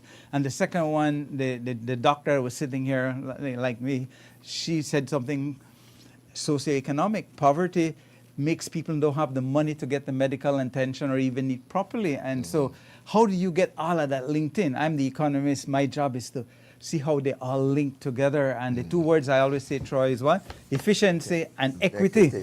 Who gets it? And to me, who gets it is a much harder question to address. Must be done at the most optimal level. And so I don't like to see families left behind in a society. Some do, but we'll have to figure out. It's not a matter of handout, I'm not condoning handout at all. It's empowerment. How do I get that man a job? How do we employ him to make sure he makes a good living so he could break the cycle of poverty and help his kids go through. Well, as you were talking earlier and talking about the police, the police exists because society don't follow a line. Exactly. And so there always have to be somebody to follow a line, and then when you don't have those persons, if it's economic issues, somebody also have to line up them to be able to achieve. Exactly. So everything has to be compartmentalized generally. Exactly. In a so if the economics is not there, people don't have jobs, then the crime increases, theft and poverty, then people put up more burglar bars. It's the funny phenomenon of how it's all linked, like what our good medical doctor was saying earlier, but it's tied in. She had a holistic approach, 100% the approach you have to look at. But I'm all excited to be here, and it's so funny how we link good and bad. And one of the biggest things that I've been seeing around Belize since I've been here was the discussion of corruption at every level. So I said I wanted to bring it up on a more educational level of corruption. So let's talk a little bit before we get into money management, just like 3 to 4 minutes. What I would suggest, let's take the break. We take a quick break, and then we start with it. And then we'll come back without any interruption. All right, absolutely. Let's do it. 8:30. Ready, set, paddle into an unforgettable showdown along the Placencia Peninsula, the Battle of the Paddles 2026. On Sunday, August 2nd, the tranquil southern waters erupt with excitement as paddles are put to water in one of Belize's most unique water sport competitions. Starting at 8 a.m., competitors take part in one of 4 incredible races: a challenging 20-mile canoe race and a 10-mile sea kayak race through the Placencia Lagoon, alongside a dynamic 3.5-mile sit-on-top kayak race and a 1.7-mile paddleboard race around Placencia Key, all starting and finishing at the Placencia Municipal Dock. Feel the excitement as every stroke transforms the Placencia waters into the ultimate water sport battleground. Battle of the Paddles 2026, Sunday, August 2nd. Partners for Battle of the Paddles are Barefoot Services, Crocodile Research Coalition, the Placencia Village Council, World Wildlife Fund. Sponsors are Sandy Cove BZ Tours, the Belize Tourism Board, Umaya Resort, Blue Reef Beach and Marina, Southern Environment Association, Hidden Valley Wilderness Lodge, Reiki and Island Resort, Caves Branch Adventure and Jungle Lodge, Miramar Suites, a Belizean Nirvana, Gecko Property Management, Top Value Supermarket, Maya World Destinations, Captain Jack's, Belsin Decorative Concrete Solutions, Seahorse Dive Shop, and Love FM.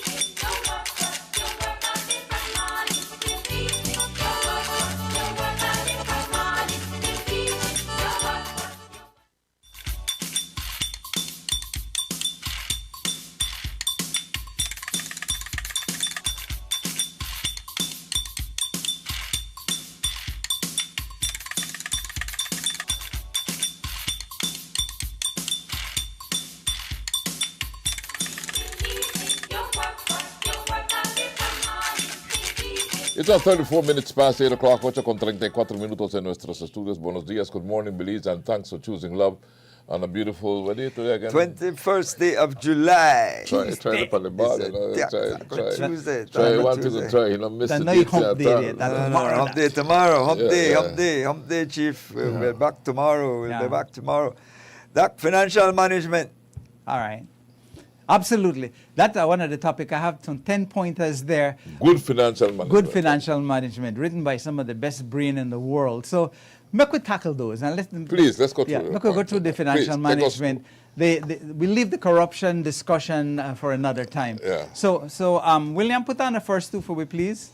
Let's go through the financial. Corruption is a concept. It is primarily, and so look at the first one. $1 today is not equal to $1 tomorrow, and the question is, what the heck does that mean? Inflation. So if you got $1 today, and inflation at 3%, you need $1.03 to get the same item. So you have to. Or you only have 97 cents. Or you only got 97 cents in value next year. So if you keep $1 under the mattress and you did it for 5 years, he can't buy what he used to buy 5 years ago. That is so true. But the question is how you use that as a principle of finance. The answer is straightforward. You can't take that $1 and leave it under the mattress. You have to put it to work. And you have to make more than 3%, Chief. You can't make, if you only make 3%, you already break even.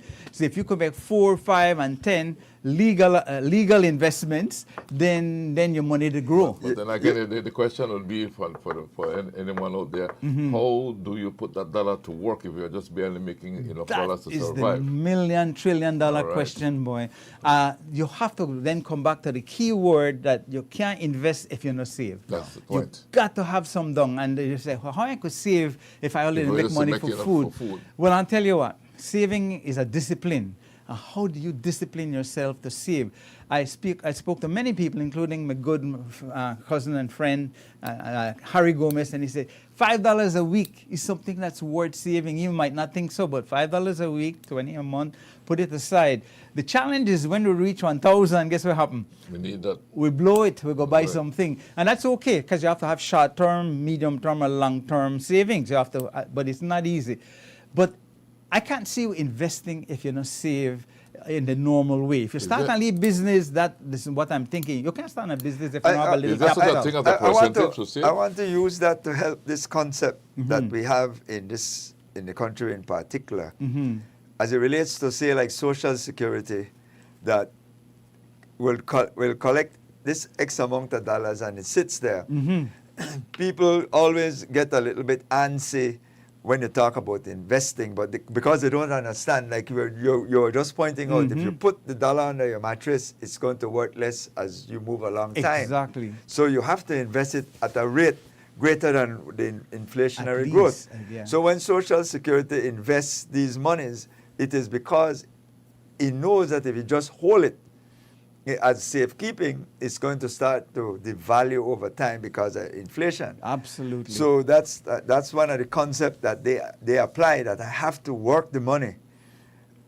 Whether I could earn another 5%, 6% return, while inflation might be growing at 2, 3%, I am having a net 3% growth. Absolutely. Troy, that is such a valuable example, because that has been coming up over the last couple of weeks here, that the Social Security has to buy into the hydro project, and it's saying you could get at least 5% return. Here's the deal. If that is reasonably true, if that's true, and that cash flow has been gone through properly, then that's a good investment, because Social Security is depending on collection, and it depends on the investments it makes, and it needs to make good investments. The U.S. Social Security is in the trillions. They invested in government bonds. They actually lend the money back to the government, and at a little rate, 3%, 4%. But that's a big amount of money to go back into the fund. So we have to take the Social Security fund and invest it wisely. Now, wisely is where the rubber meets the road. Can you get a 5% return on the hydro? Can you get it on other projects and so on? And that's where people complain. But you have to invest it, and that goes for you, me, and anybody else, and the government. You have to invest. And some investment have risk. Well, that's the next principle in there. One of them, you need to deal with risk, Chief. But how do you apply that to the person who is struggling on a day-to-day basis? You know, all that is good. At the high level there. At that high level. But we are struggling to meet a budget every day exactly. to survive. How do we go about saving? What percentage of our salaries should we be saving or putting aside? You know, and how do we just save and leave it there so it grow? If basically we live from hand to mouth, basically. You know, it is right. the hardest question, and it brings up the socioeconomic, the poverty level. How can a poor person get out of poverty? He has to. How you get out of that? That are the same question, and that's the question that I have struggled with. I come from humble beginnings. I look at it from a standpoint that it has to do with discipline. Absolutely. You need to decide what's your priority, and we have this discussion often. Exactly. Do I most of the time at the lower socioeconomic pole is the vice that exists is tremendous. Whether it's alcohol, whether it's gambling, it's how do you mitigate that? How you minimize that? Do I drink 2 less beer? Then there's your $5 and $10 a week right there that you could save. Yeah. So that would be a much more wholesome position for a person to look at themselves. Not tell me you're poor and you're broke and you can't save, because you have to then look at how you dispose of that income that you have and whether or not you're doing it at a priority level. All right, Troy, I'll tell you. Chief and Troy, that question is the foundation question that Belize has to answer. And it's not an easy question to answer, because a man that works hard all day long, and I have some of them working for me right now, in the sun, pouring cement, them man need release at the end of the day. But he can't take the whole paycheck, go buy beer. He has to take a small portion. And so he has to also think he could save. If he can drink 5, maybe drink 2 and save on 3. Because I treat a lot saving. So there has to have some balance in all of this, Chief. But I was going to use myself as an example. My father worked hard, and the only way he said he could break the cycle of poverty is to send his children to school.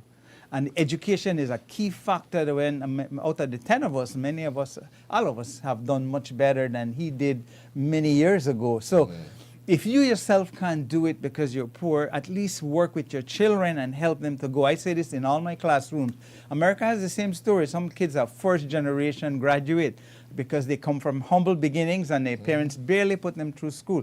So if you can't do it, don't be selfish. Help your children, make the sacrifice for them to go. So that's one version, Chief. The other one is the discipline, Troy. I totally applaud you. There are personal changes that you have to make, and I don't encourage anybody to blow half their paycheck on liquor and foolishness when they could put aside some. The challenge is you have short-term savings, medium-term, and long-term, and the poor people know how the long-term doesn't exist in the medium. Short-term. What I spoke to somebody like this, say, oh, I save, and when I get 1,000, I'm going to buy something, and that's okay. But that savings, if you want a project, say you want to put it towards 5,000 or 10,000 for a down payment for a house, you kind of blow that. You have to save that for 3 years and hold on to it. All right, I bought a property in PG. That never just happened, you know, Chief. I had to save for 3 or 4 years to put my money down to buy that thing. I could afford to save. So I'm not the standard person we to talk about, just have money for food. The problem with the people with money for food is if a sickness hit them, they're in trouble. They have to go around, barbecue, other things, and our medical health care system is okay, but it's not anywhere close. The weakness that we oftentimes persons come on the couch and have this discussion is a level of illiteracy towards financial management. Exactly.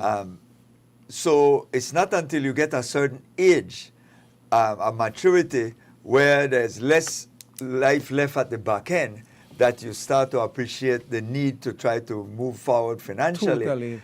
So how do we infiltrate that process at a younger age to kind of get persons more conceptually kind of adept to saving?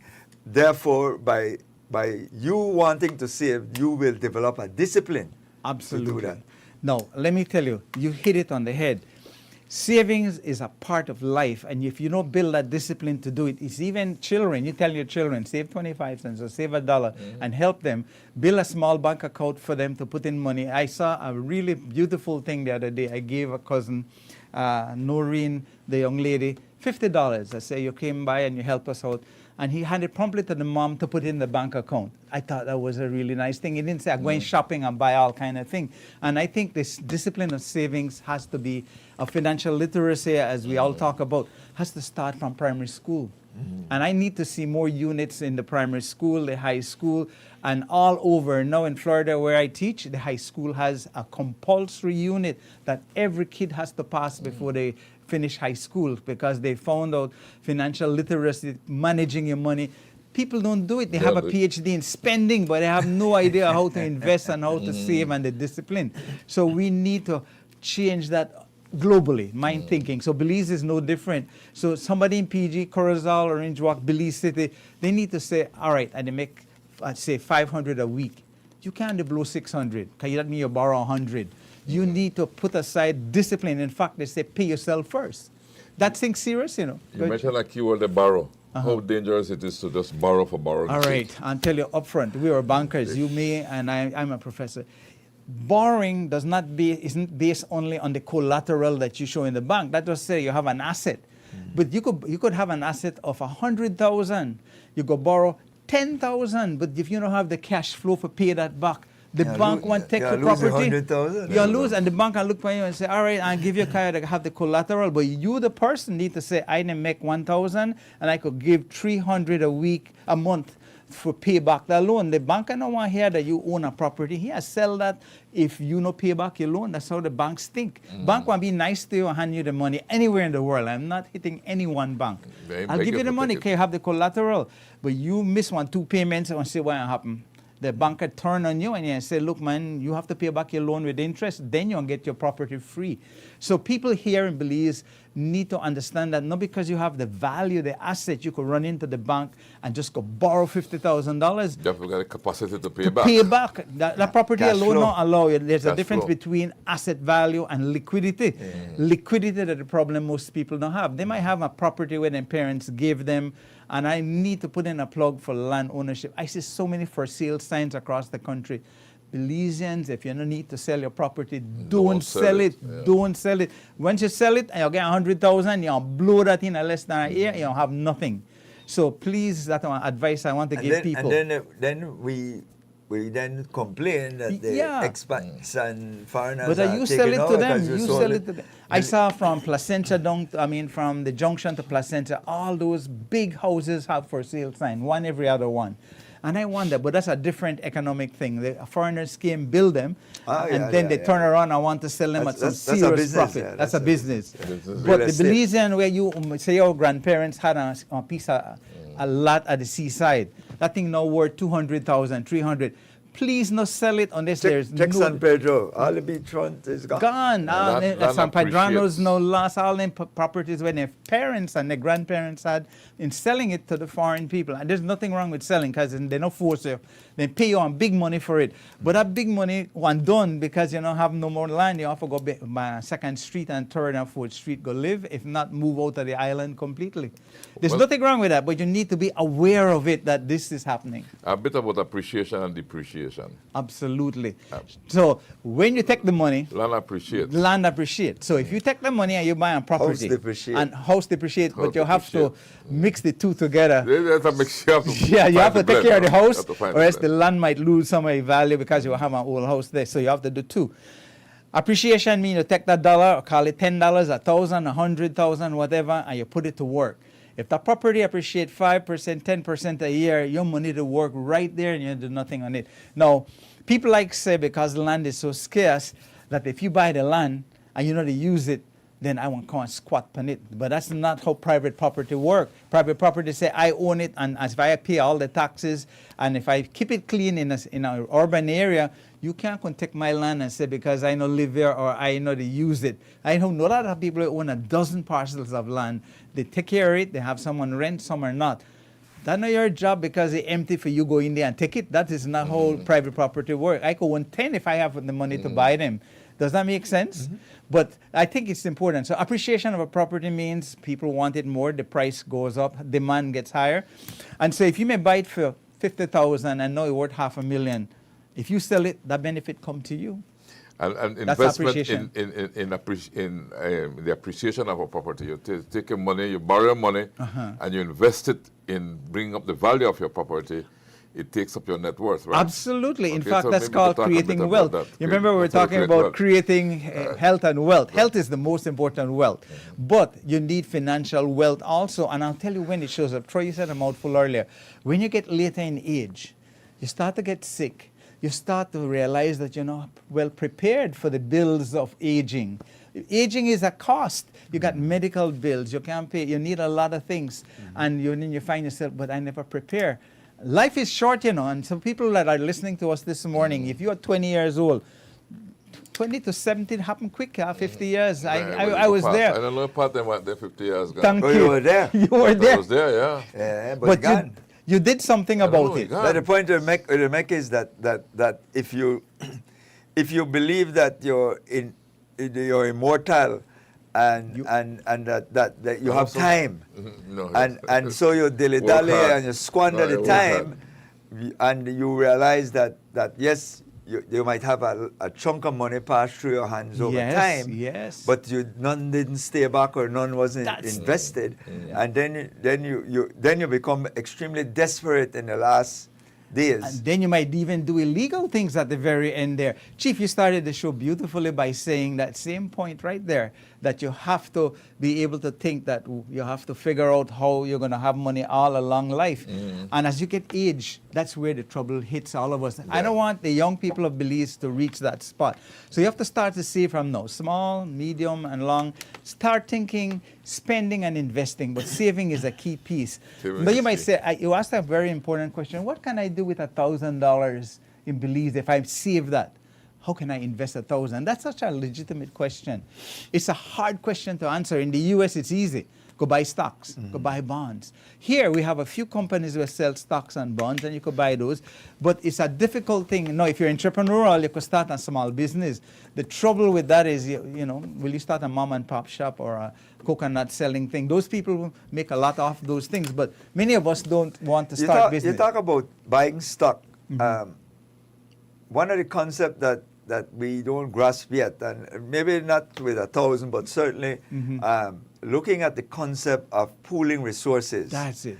Because that's what stock is. That's it's a pooling of people resources that actually started an entity that has continued to grow and exist. We are, it's an idea that I'd want to discuss more, the concept of partnership or shareholders. So the cooperative, not necessarily cooperative style, but we're operating from a standpoint where we are various shareholders towards the one common good. We don't have that concept generally in Belize, because Chief might have 5,000, I might have 5, you got 5.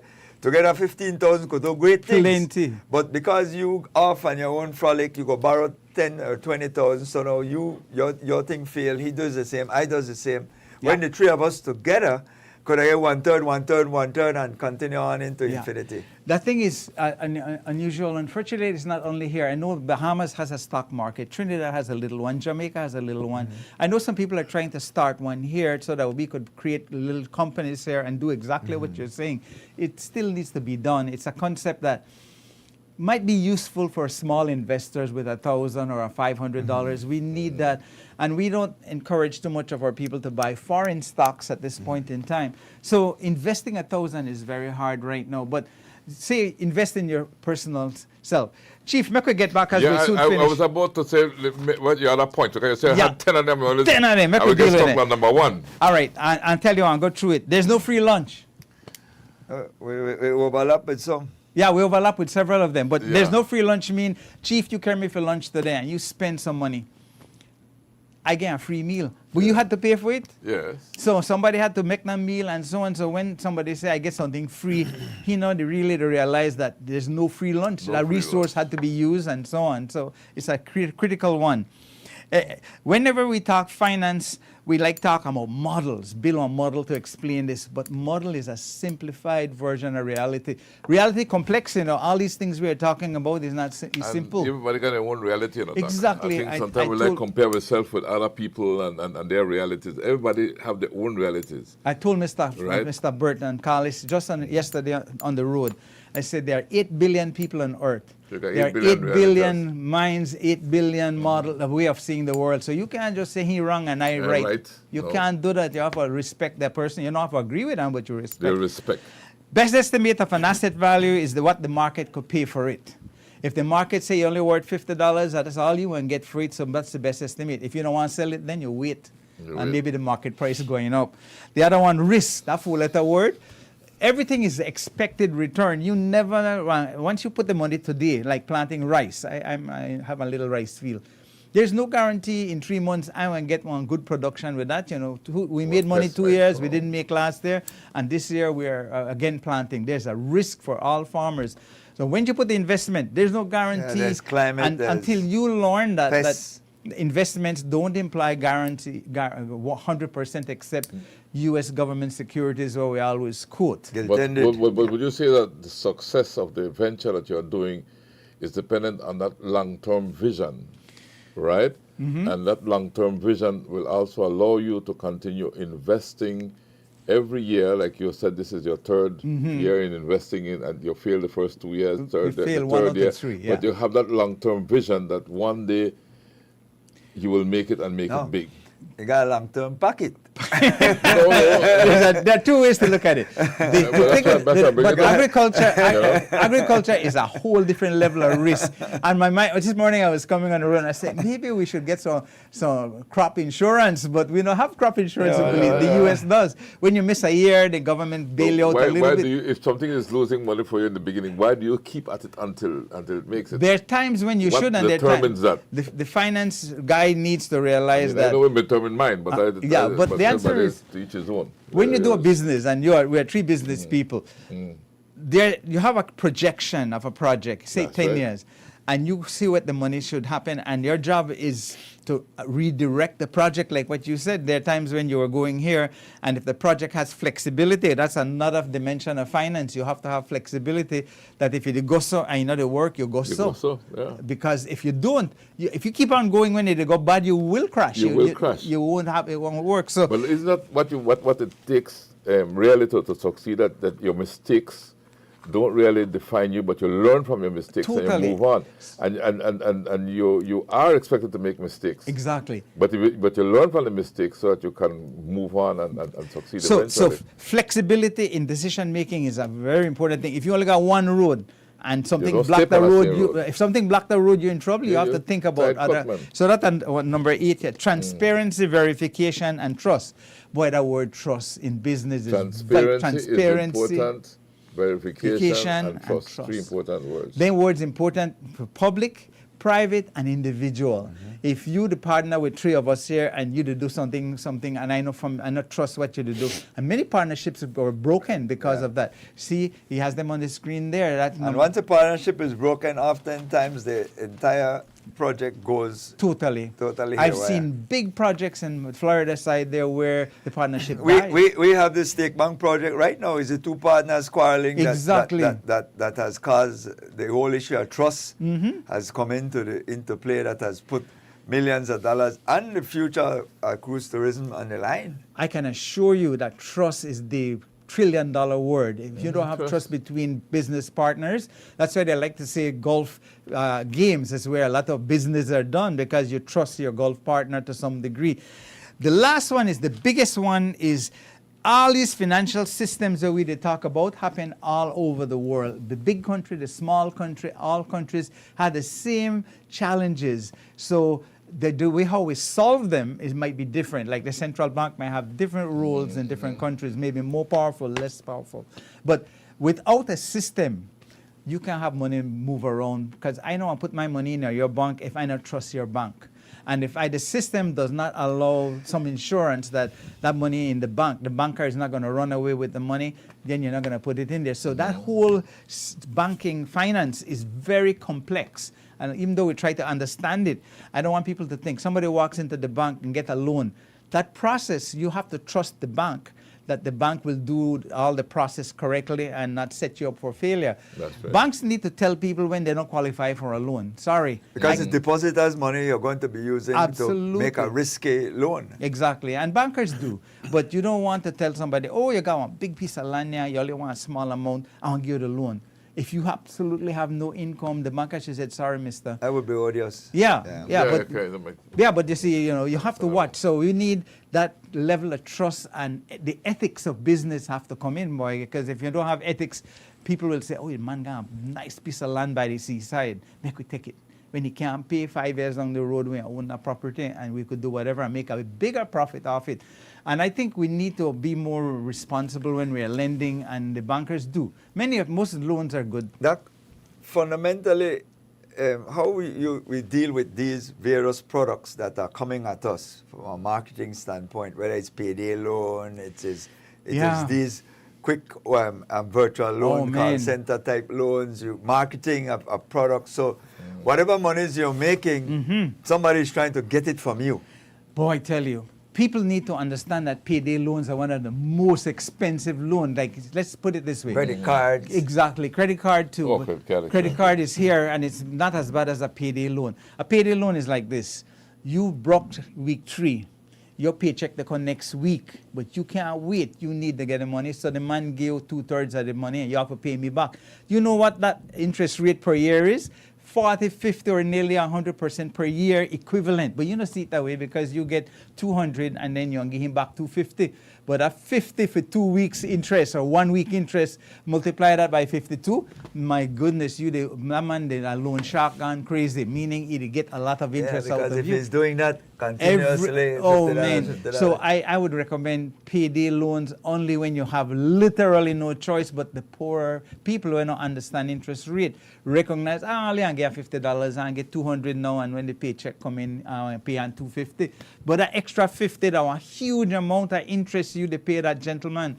Credit card is not so bad. Credit card is about 20-25%. And so you still get a charge. The credit card guy loves you when you don't pay off the loan. If you pay the minimum, that man is a happy banker.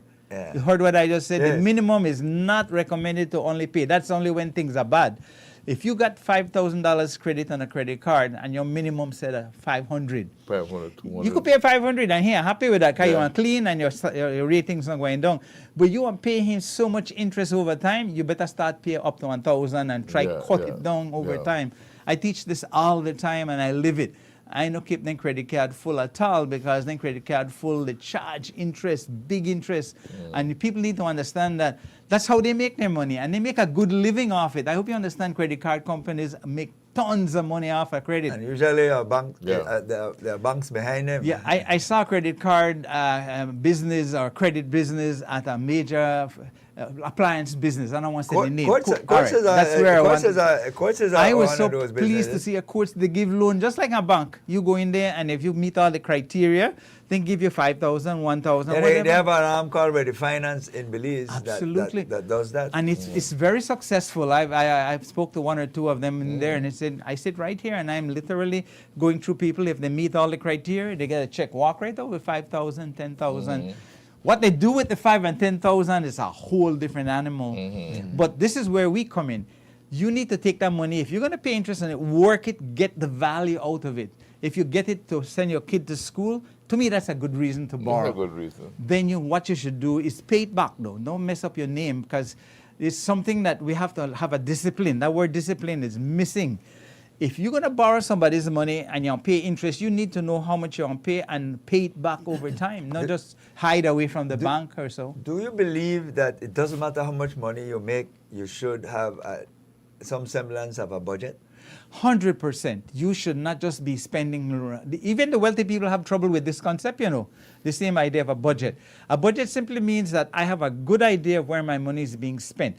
The bigger the cushion you have, meaning the extras, then it's not as critical. Not critical. But if you live on a margin, I had budget all my life up to today, I have a good idea what the money is being used for.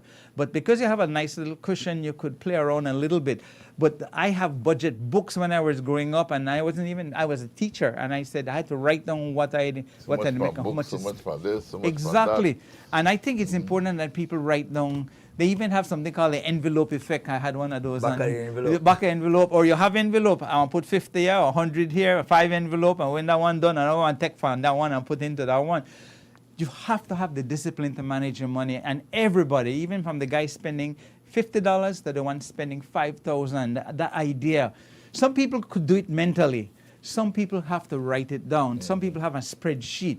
Some people have one of the software where you could buy Mint or some of the other ones, and they put all their monies on there and they manage it. But I think so if we're going to teach money management, the number one thing we have to teach the budget. Okay. 100% the budget. Budget simply means write down how much you make and how you want to spend it and where you want to cut and where you want to add. I don't mean that your plan to earn, your plan to spend. The key word is plan. People like to think that budget means you have to force the thing. Budget is only a roadmap. You want to miss it, leave it here, and you want to add, leave it here, but you have an idea of where you are. If you don't have that, you're not going anywhere. And you have to include your plans in there, like I want to save so much. By the way, saving should be first, but in a hand-to-mouth kind of guy, it's much harder.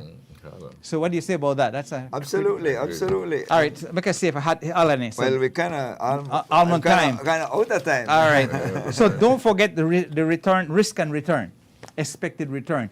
If you take more risky project, you expect to make more, or else you're never going to do it. Yeah, the higher the risk. But there's no investment without risk. So people believe if you're going to invest your money, you have to expect the chance you might lose it.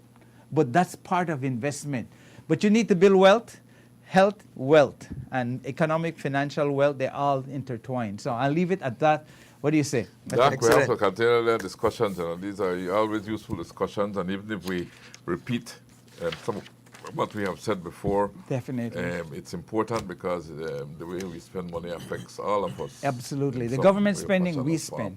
Because, you know, the value for money is something that we have to continue to build as a concept. Absolutely. That every dollar you earn, you should be very stingy in how you part with it. You know, and oftentimes people kind of very freely, you know, whether the concert is $50 or $100, oh yeah, and we freely do it, but we don't get back the same level of satisfaction. Because when you leave from there, we really have nothing to show for it. Maybe you might say, well, I had a good experience, but that way and away, and then you realize, oops, I can't eat this week because I already invested it in something that didn't have a return. Yeah, that's the challenge. So, Nick, I'll wrap up very quickly. You guys, thank you for the opportunity again to share. Financial literacy is a big deal globally. I come from a country of many, but wealth. However, many of them have the same problem, Chief. They don't know how to spend their money and wisely and invest it. They depend on Social Security to take care of them at the very end. That's the least you should depend on. It's good to have it, but you should have some additional income. So anybody here listening here, pay your social. That's the law. But you also have to what?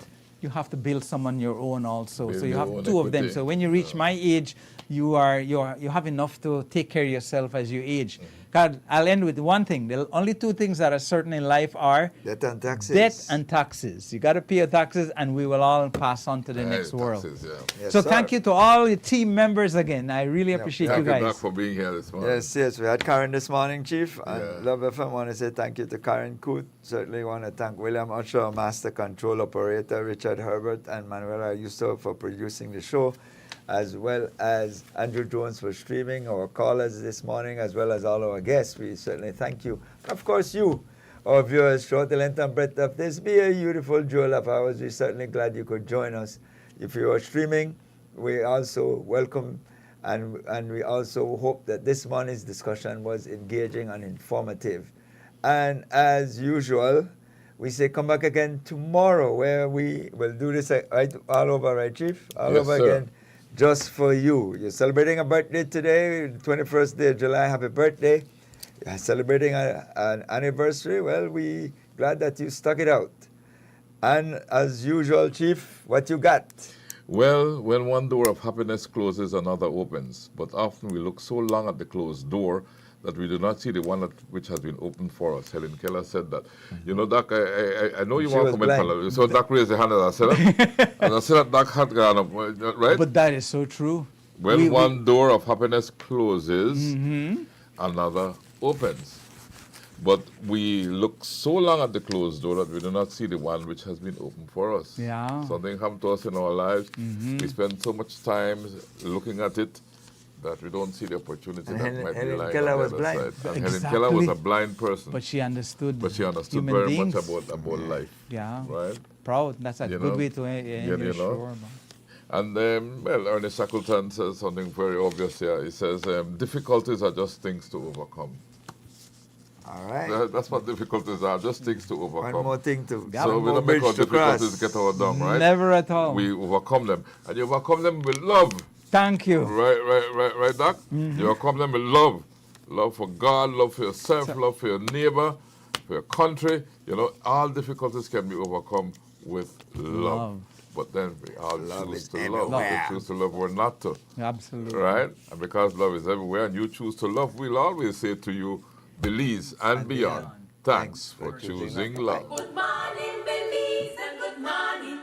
I say good morning, Belize, and good morning. And how are you this morning?